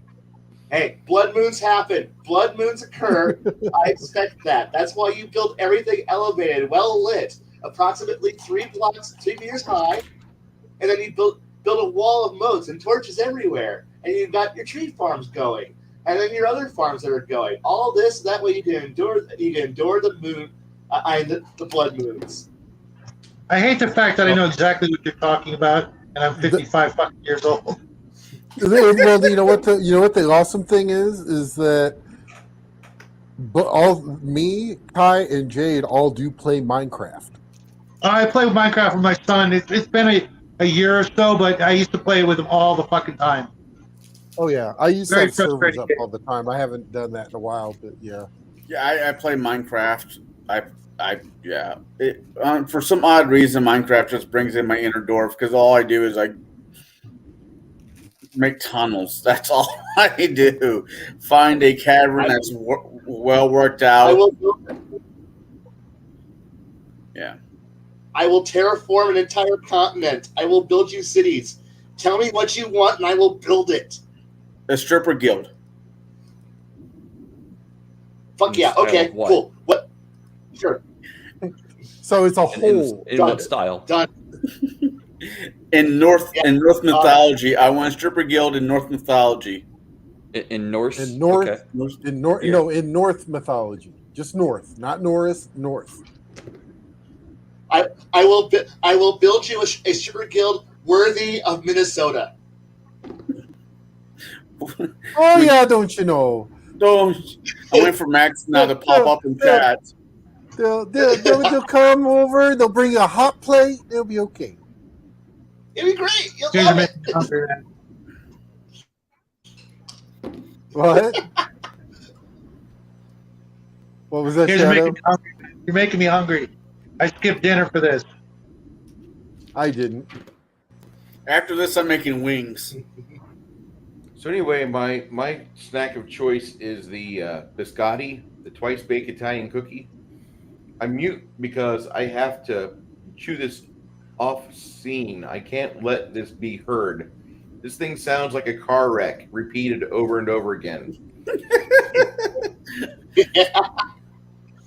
So Sounds like anyway, yeah, get yourself a hot dish, and don't forget the dessert. We have a whole tray of bars over there. Don't you know?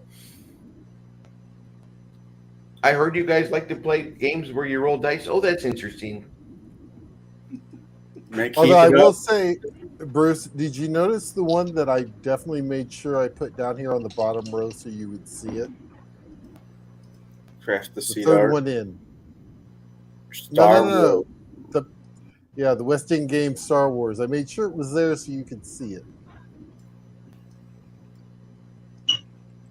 You know.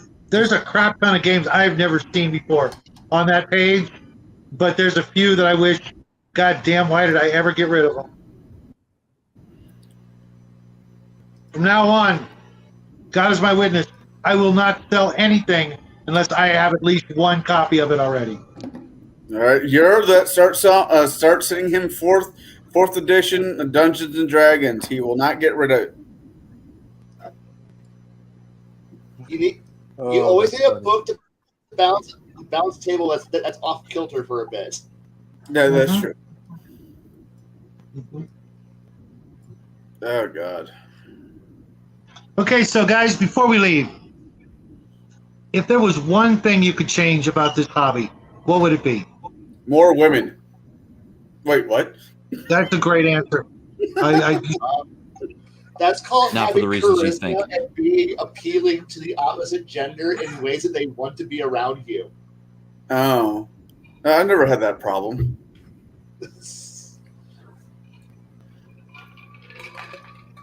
Actually, Always one is most thing. tables. I'm just gonna say that. How would I change this hobby? Mhm. When I partake or at in least it, or at least your table. when we're at my table, I want time to stand still. I'm really Yeah. serious about that because Damn it, you guys are taking all my good answers, man. there's some like there's Bilius Maximus, who's a forever NPC in my campaign because a player that played him got murdered in his apartment. So he'll never be at my table again. He's never going to bust through the doors of a FLGS going, buy my magic cards. He's never gonna This one's for him, man. do that, And so, like, time has to march on. But here I am, 47, feeling 23, and I'm such a geek. I put my Chardonnay in my, because I had their cup with ice already. Fuck it, just get the Chardonnay in there. I don't care. So I was doing that, drinking that, and I wish I had a way to be more of a welcoming person. I wouldn't change the hobby. The hobby's great as it is. It really is. Even with all the weirdos that are in it right now because they think it's cool. By the way, fucker, rolling a D20 and getting a 20 2 times in a row, it's astronomically hard to get 3 of them, but it still doesn't make you cool. You're just winning an argument on the internet. Nobody cares. But at that table, it means everything. In your table of 8 people or less, it means everything. For the rest of us, One it in doesn't mean 8,000? shit. But the thing is Right. that I want to be not as much of an asshole because I find myself running off more good players that will play subpar games with subpar DMs. And I've found out through time, as people have seen the body of work that I've uploaded, much to my shame, because let's just say that if you're really a cool person, you're going to have videos of doggies and maybe highlight reels from like sporting events. But if you're a geek like me, you put D&D on your YouTube channel, and people watch those occasionally, or they're fed them because somebody's like, "Let's check out the highlight reel I edited of Bruce's stream. It was 10 hours. I have a 15-minute video for you to watch." 15-minute, like, yeah, he was actually pretty good. And then people come up to me later, or they talk to me later, is they'll say something of the nature like, if you and I didn't have such opposing views, I would play at your table. And I look at them, I'm like, I don't need an echo chamber seated with me. I want to be at a table where not everybody agrees with everything I say, or I don't need to agree with everything you say. But we gather together to play the game. The game is all that matters. There was Calvin on. He says, I don't care. I want who wants to play to play. I want the people who are interested in spending time and committing hours of a day every week or every 2 weeks to an event that not everybody else is going to understand, but you and your players do. So I need those people to start standing up more, because there's a lot of people that don't agree with other people, but they just need to come together and understand you're really not here to stroke each other's egos. And it's okay if you don't like everything this guy says. But you guys should probably play together, because we've heard for the past 8 years that you both have said, I only wish I had this type of person to play with. Because you're going to learn something from each other. You're not just going to have good experiences and talk about like the hottest girl on the Dungeons and Dragons Dragons of Autumn Twilight cartoon. You're not going to just argue about who was hotter. Was it Xena in real life or Gold Moon on a cartoon? You're going to argue about other things that don't matter too. Like, is Edge of Tomorrow worth seeing 3 times? You're going to argue about things like, does Lex actually have viable science fiction in it, or is it just bad porn put on Sci-Fi Channel? You're going to have so many weird conversations at a table, and the only thing stopping that from happening, where you have a gut buster of a laugh with somebody that you probably don't expect having that with, is you. So stop being exclusive and allow yourself to open up, allow yourself to have those crazy other people at your table, because 10 years ago we used to have people just show up at tables that you wouldn't see happening nowadays. The cancel culture has taken a hold of the hobby, and it's going to ruin the hobby if it stays here. Back in the 90s, you used to have a Bible thumper sitting next to a transvestite in a dress, next to a guy that he just wanted to play his game of accounting, because second edition had birthright. And damn it, I'm going to run this kingdom. Maybe into the ground, but I'm going to run this kingdom. And you used to have people just come together, despite their varied backgrounds, to play. It was literally the Super Friends for fantasy. And people were very cool with that. We loved it. So we want to have people play with us. And we're willing to put differences aside to play. And I hope that doesn't get lost as time goes on.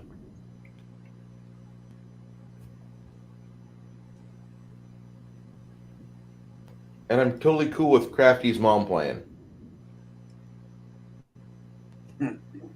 Sorry. I'm seeing the chat here. Sean Cherry's like, Douglas, you're cool. Yeah, I have to agree with you about everything that's said tonight in chat. Just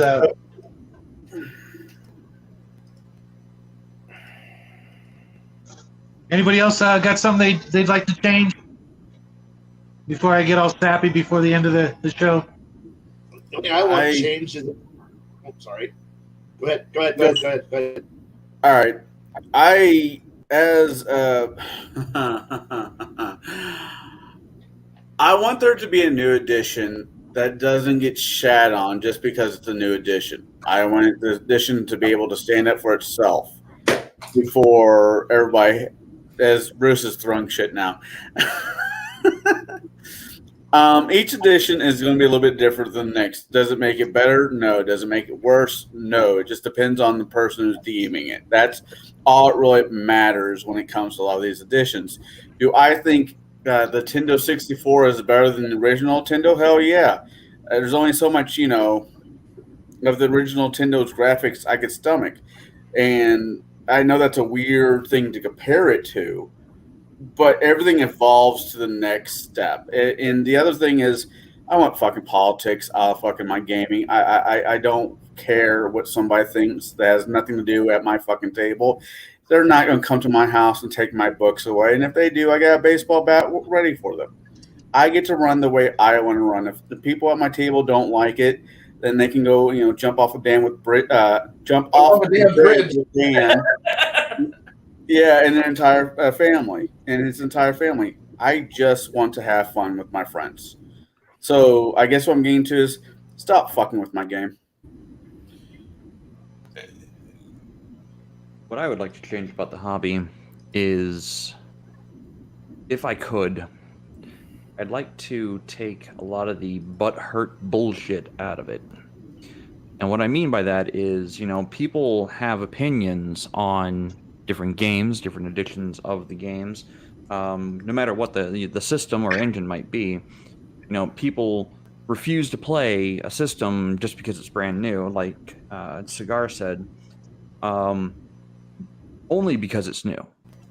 They don't actually give it a square chance. They never, they don't buy the book. They don't even open the book. They don't read the book. They only go on what they've heard. Crack the book open, crack the spine, open the book, read it for yourself, then make the determination. Show the book online, or show that you actually put in the time and read the material and carve out, the whole system isn't utter fucking garbage because you didn't like one thing. The whole system isn't utter fucking garbage because you didn't like two things. If you don't like those things, you carve them out. You set those to the side and say, in the original books, or at least the original 3.0 books, you, as the game master, have the option to set some of the rules aside. The rules are guidelines, or rather, the entire book says the DM has prerogative to set rules aside if they don't fit within the game, or if they don't fit the table. So if you don't like something in a particular system, don't use it. Don't use that one particular thing. If you've bought the book and go, I want my money back because you didn't like one thing, don't use that one thing. Stop getting all butthurt about, oh, they ruined my game. It's not your game. You don't own it. You don't own the copyright license. It's not your game. It's their game. They're a company. They're going to make money. They're going to do what makes them money. So, why did Paizo publish a Pathfinder 2nd edition? Because they're a company. Companies make money. How do you make money? You put something new out that people are willing to buy. Why did WotC put out 5e? Same reason. To put a new product out for people to purchase because they're a company that wants to make money. Every game publisher out there is trying to make money. At the end of the day, they're all companies. That's what they do. Welcome to Capitalism 101. If you don't like something that a company has put out, don't purchase it. If you don't like the company, don't purchase it from that company. However, if you're just going to rag on a system because something in it changed that you don't like, get over yourself.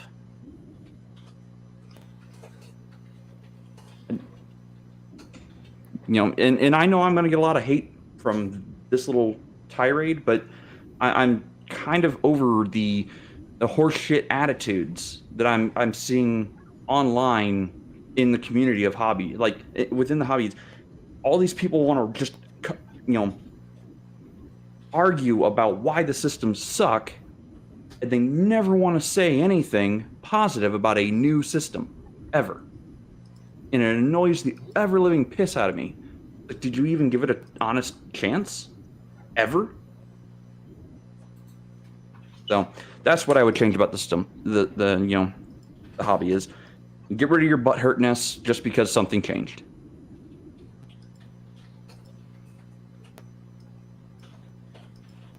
Sorry. No worries, man. No worries at all. Baron, you got anything? I mean, pretty much it's been said. I'm not going to beat the horse dead. There's a glue factory in town. It's all right. We can beat it a little bit more than drag it down there. Pretty much, I'm just gonna say, even even within the group that we all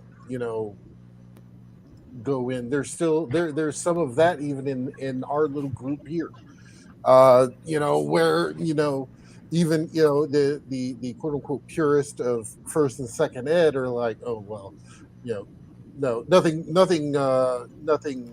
is there beyond that. And it comes back to myself. I started in third ed. To me, that is what D&D was. Have I played any of the older editions? No, because I've not been around anybody who's actually been running them. Would I be willing to? Sure. But I hope you had a chance to try. But my thing is that I know the 3035 Pathfinder system, and pretty much that's what I know. That's what I like. That's what I cut my teeth on. Those are the characters I made. Those are the characters that I had cleric after cleric after cleric because no one would play the goddamn cleric. You laugh. Wait. You laugh. Bruce, how many games did I play a cleric in? You played the campaign as Brother Ronaldo, who is now patron saint in my world. Yes. Garrett, so we have a White Mage Healer Support Group meeting that we have every Friday. It's held down at a bar. It's about 8 of us, and we're all very disgruntled and miserable people who live merely just to complain about how everybody else is too stupid to not keep dying. It's cathartic. What was the last one? Yes. And truthfully, the thing is that a lot of them aren't aware of the existence. The thing is I've said this. I don't know. The easiest way to say it is that to me, at this point, fifth ed is the gateway RPG. That is to get them into it, and it's up to us, to have them try maybe. And I know it's got a lot of hate tonight, but I'm going to say it anyway. To try GURPS, to try Paranoia, to try Star Wars West End game Star Wars. First, God. Second, third ed, Exalted, Pathfinder, DCC, The Expanse. Just give them the cornucopia, the buffet on the table of these are all the different flavors of what you have. Yeah, exactly. There's an array of flavors on the table. You can definitely pick that. Anything you want. We're about to play a Delta Green style Call of Cthulhu-esque game using West End's D6 Star Wars engine. So yeah, I'm hoping it works. I'm hoping that it will last more than 2 adventures. Very much so. But you can only play Exalted as if you have this goblin, weird-ass looking creature that answers to Ski, and he keeps showing up every time, multiple of them. Whenever you ever say the name Ski, or what was it? Scheme? What was it? Damn it. Scheme of things, yes. Those are hard, I just want one last rant here. Make it quick. We have a hobby full of history and various rule sets. If you don't like what's currently being played, you're not shackled to it. You can find copies of rules. You can go find rule books in pawn shops. You can design your own. I just said that. You can design your own game. And if you can get butts in the seats because your game's fun to play, you're going to get butts in seats. Don't take the awkward first 3 to 5 or 10 game sessions or the first 10 years of gaming sessions where shit's awkward, don't take that as an insult. You got guys like me and guys like Shadow that have been doing this for decades, and we can adapt and acclimate to new rules pretty fast once we realize where the weak link is in the rule set. So if you stay with this type of hobby, you're going to find a lot to love in it, and I wish you luck. Baron, what Okay, were you going to guys. say? No, I'm good now. You sure? Because Yep. trying to keep the schedule. Schedule? We don't need Well, no schedules here. Okay, They hey. go along with the badges. I don't know. I keep looking down and I keep seeing Baron's name on this episode. So, I want to make sure he's, doesn't have a hot date with the old lady or something, Ashley, I do got you a guys hot have a hot date. date tonight?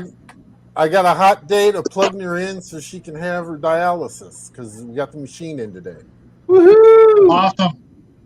Man, Plug her in and then I can run away because she can't chase me because she's hooked up. Hey, Baron, why don't you stream a Daggerfall session later? oh. I'm so glad I watched it tonight. Yeah, I wait a second. Where is the boy? I thought he was joining us tonight. No, I think someone earlier said that it was going to get a little raunchy, so you guys scared him off. Who said it was raunchy? Who started this? I have No, no, no, idea. I am as pure as wind-driven snow. In Detroit? Yeah, and then her response to that I can run away, but Not for 20 feet, Garrett. hey, I can run faster mad than she can scared, so I don't care. Or I can run scared fast. I can run faster scared than she can mad, I should say. It sounds like an adult fetish. Ew. So does it help to be a quick question when it comes to Call of Cthulhu? Does it help being a sadist to run it? I mean, okay. Not I would really. like to say, Not really. No, it doesn't help. The thing is that you don't want to be a sadist. You're looking more for. You want to take. Oh God, it's really hard to describe this because it really isn't just simply scary horror or boo, bad thing caused madness. It literally should be. I think someone described it best as. So it isn't just simply you teleport an ant into a computer and they just wander around going, "Where am I? This is confusing. I'm a bug." It's for a brief moment. Your players are that ant inside the computer looking at it, and for a fraction of a moment, they get to comprehend what's actually going on around them for a second. And then you teleport them back to their normal world where all they can see is this, and they try to explain to everyone else what they just saw for a fragment of a second. And everyone else is like, what the hell are you talking about? And then meanwhile, you're back there going, no. Really, behind electricity is actually this horrifying thing. It's like this primordial blood is actually flowing through everything. And that when you turn it on, you're actually, and everyone's like, no, science says science is wrong. What do you mean? I hit a few elder signs right, and oh my God, the universe is crazy. I'm going to go off and go put a colander with some wires in my head and build a nuclear power generator for my back. Why? I have comprehended things beyond your comprehension. I've lost sanity, but I've gained brilliance, and that's what you're trying to do to your players. I give them that window into a greater world for a fragment of a second that just drives them crazy. Hints of what more's out there, and just like whatever you think is just outside, like when you look into the shadows, what does your mind imagines out there? And you really can't touch it. You really can't fight it. What do you do? And it's like you're just trying to. And when you find out more, what do you try to do? Delay the inevitable? Do you fight it? Do you try to protect people? Do you warn people? No one's going to believe you. They're all going to think you're insane. They're going to lock you up because no one's going to believe that there's an electric demon out there who's actually, at the core of all technology and is actually trying to warp all of us, that we're all brain dead minions, all serving the machine, and that the internet is actually calculating the moment that when the great God will awaken and come down and destroy the universe. So, do you now understand this? Do you break the internet? How do you stop this? And now you got to live with the fact that you now understand. And your friends might understand. And somebody might just go, fuck it, I'm just going to blow my brains out with a shotgun because I can't handle the fact that the world is now crazier than I could ever possibly imagine. Or the guy with the shotgun might as well go, oh, fuck it, no, now all of you understand, and to save everyone else, I'm going to kill you because you're too weak to do it. That's what Call of Cthulhu is. It's literally driving people insane, and it's a beautiful experience. I'll keep that in mind. Thanks. Now, hey, really quick before we turn this off and Baron sends us out. Jade, you said you have plans this weekend. What glorious, wonderful plans do you have? Yeah, so this weekend, the 25th of June, is Free RPG Day. Now, some of you may be wondering, what the hell is Free RPG Day? Free RPG Day is a event where your local game store might be getting in some content, some one-shot content, or some unique game content to run. It's free. You can go to freerpgday.com/gamers to find a local store near you that might be hosting an event. Some of the content might be, game systems you've never played before. They might be game systems you're familiar with and might have one-shot adventures. Things that you can pick up and run with your friends or with complete strangers. I recommend getting out there and trying new games that you've never seen before, never touched. Try games that you think you might hate, but try playing it with people who know the system and love the system. See if your mind can't be changed whatsoever, but keep an open mind. So get out there, enjoy the hobby. It's Free RPG Day this weekend on the 25th.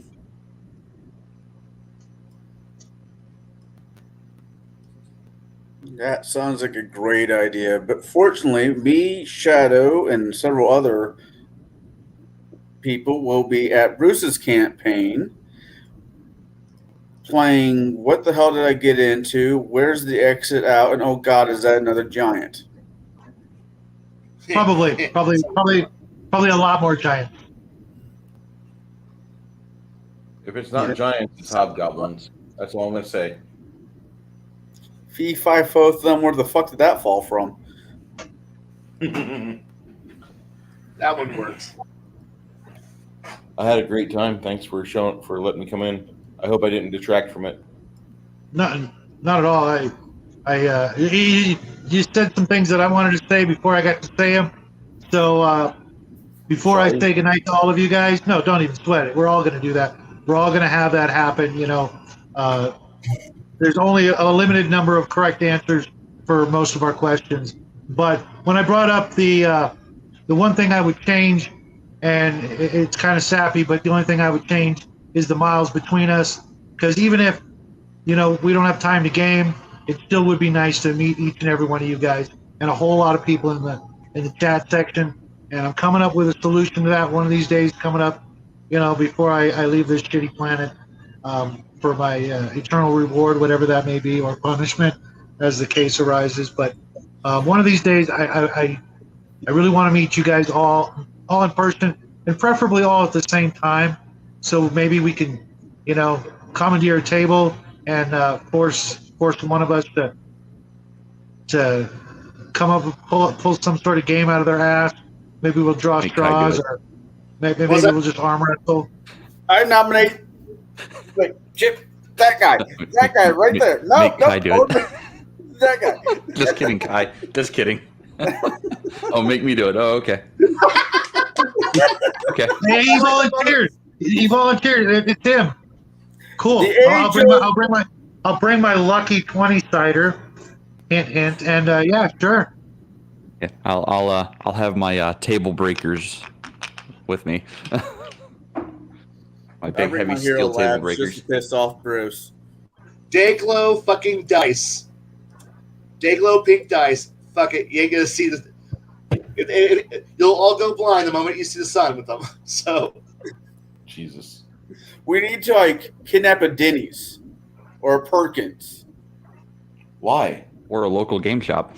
I've got a table that could seat all of us, our kids, our wives, And all of the chat. that table. Wait, And am all I the the only wait, am I the only single person here?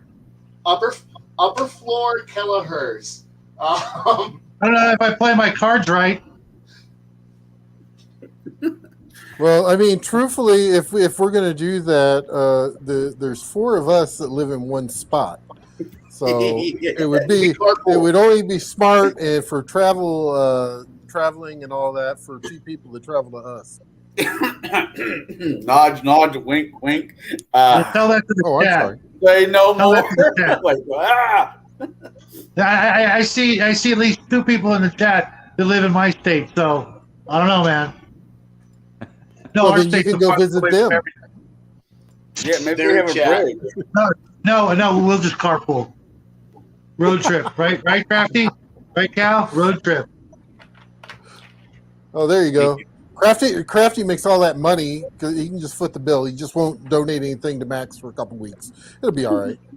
He works at a dealership. Can't he just like borrow a car for the weekend? No, Yeah, but the That's gas. how that works. haven't you heard the news? There are no cars anymore. They're all gone. No, that's just Kathy fuel. shows up in a WRX Subaru. I expect All that. right, so before we Guys, get one out of of these things here, gotta make it happen. Maybe we'll make our own cabin con or something like that. I don't know.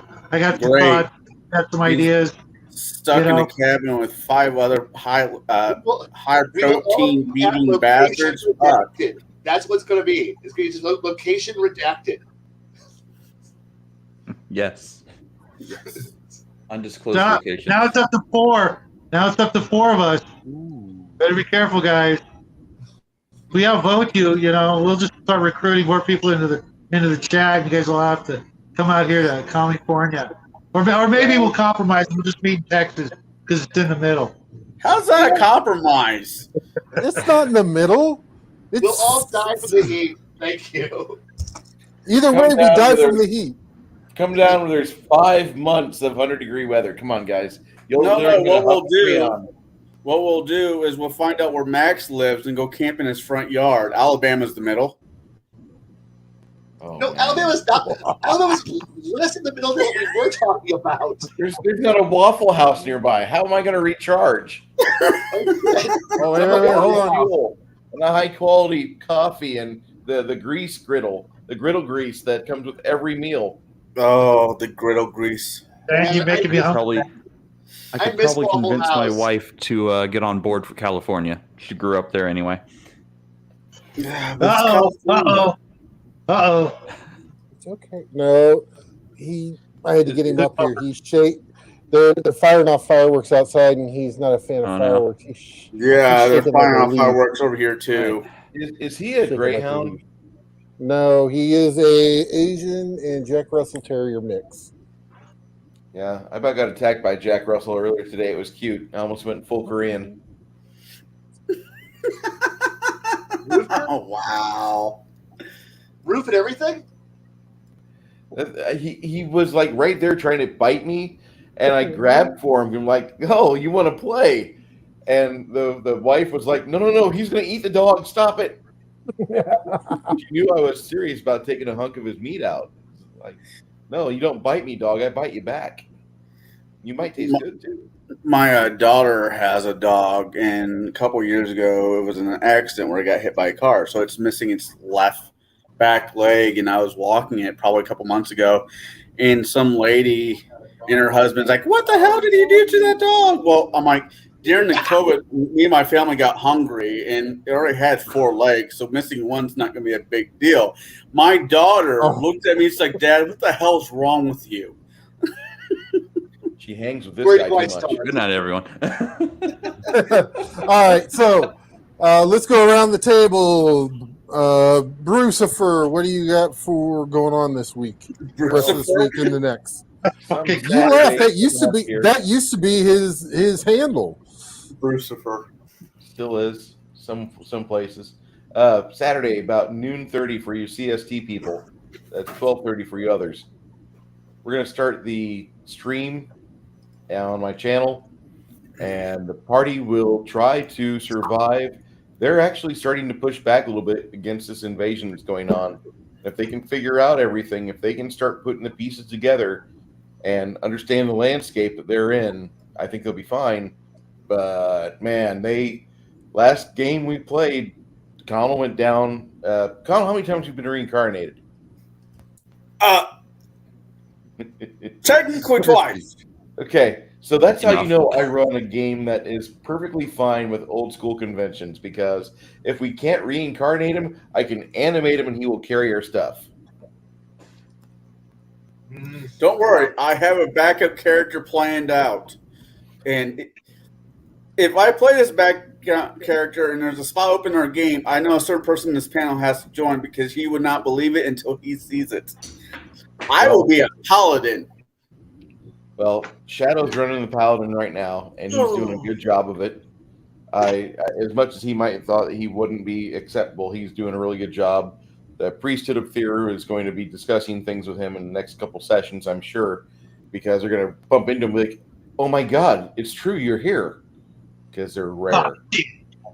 Paladins are rare, so whenever you have a paladin in a game bump into other members of their clergy, of their sect, that guy should be getting free beer and getting his horse fed at no charge.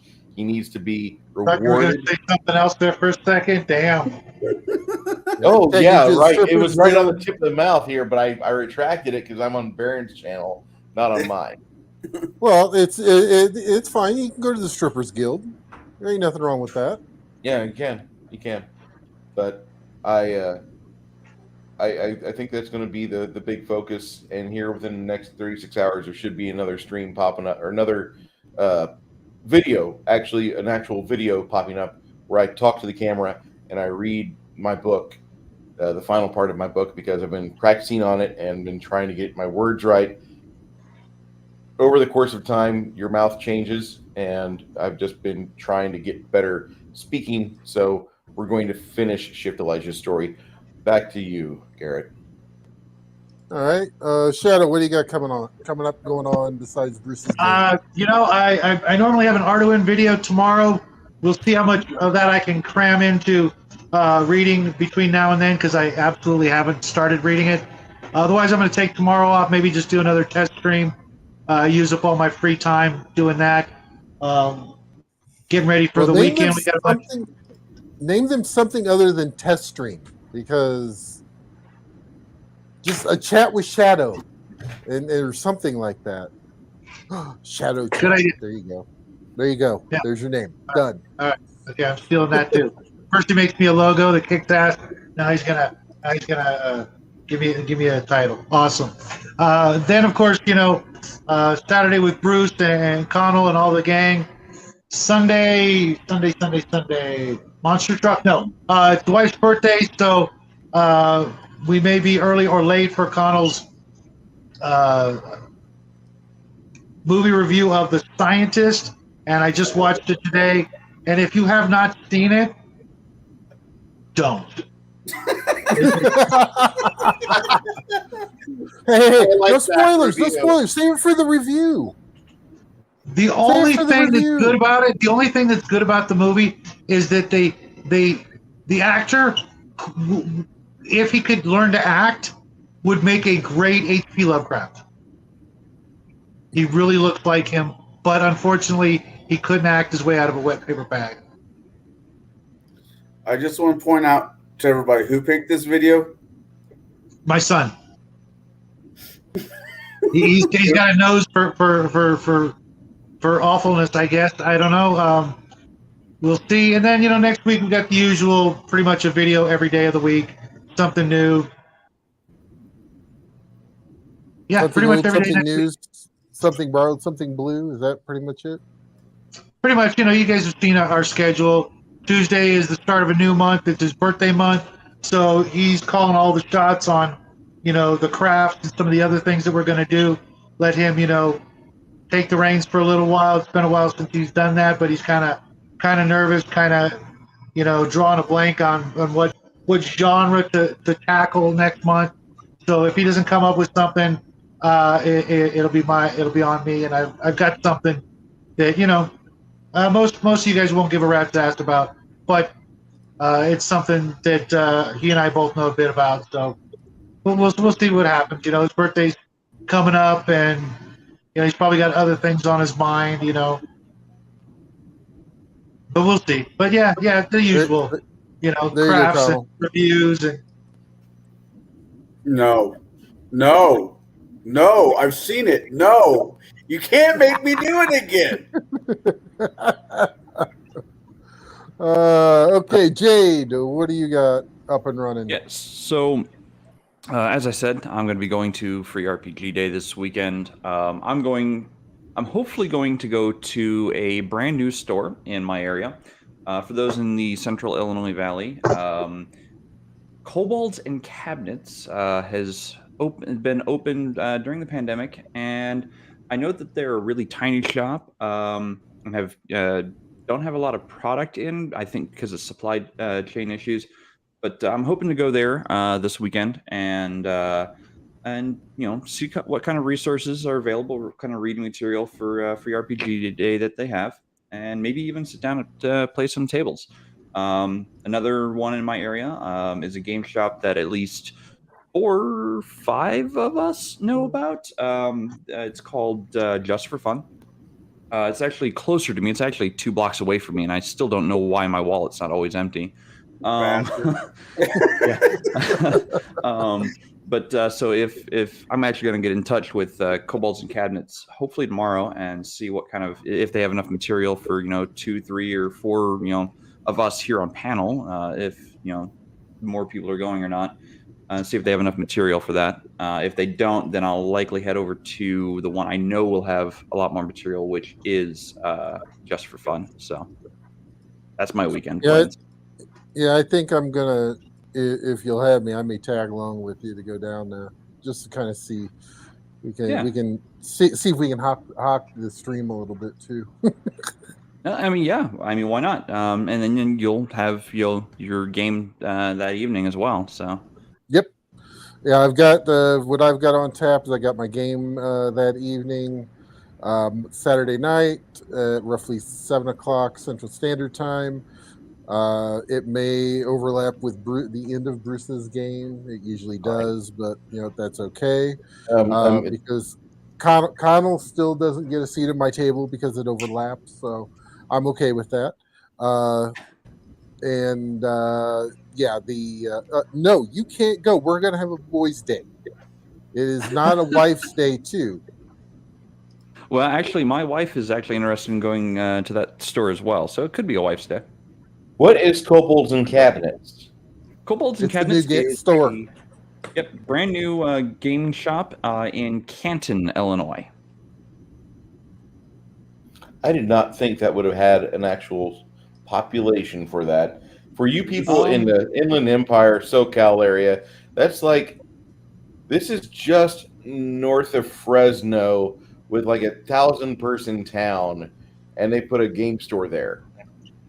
I mean, most people I know in Cal do not go to Fresno for any reason, much less go anywhere near Fresno for any other reason. If you're a stand-up comic, well, in stand-up world, whenever you're in California, you always split up your big cities with places like Bakersfield or Fresno, just so you can have a place to phone in a performance because you're hungover or fucking strung out on something, and you can just do some act and burn a bridge, because that's what you do. You go places like that, or Decatur, Illinois, and they're like, all right, fuck that place, blah. I'm not hungover anymore. I'm ready to go to Chicago. I'm ready to go to LA. And I know Fresno's not the Inland Empire. Inland Empire is amazing in terms of things you can do. Fresno is Decatur. Okay. Yeah, that's a fair assessment. If Fresno's the same size as Decatur, then yeah, Canton would be one of those really tiny towns. That's kind of an outlier. Again, it is a very tiny town. It's going to be a very small game shop. From what I understand, they've got quite a bit of space that is dedicated to artists, local artists who sell their wares there, kind of on like a consignment basis. So that's where I'm planning on going for this weekend.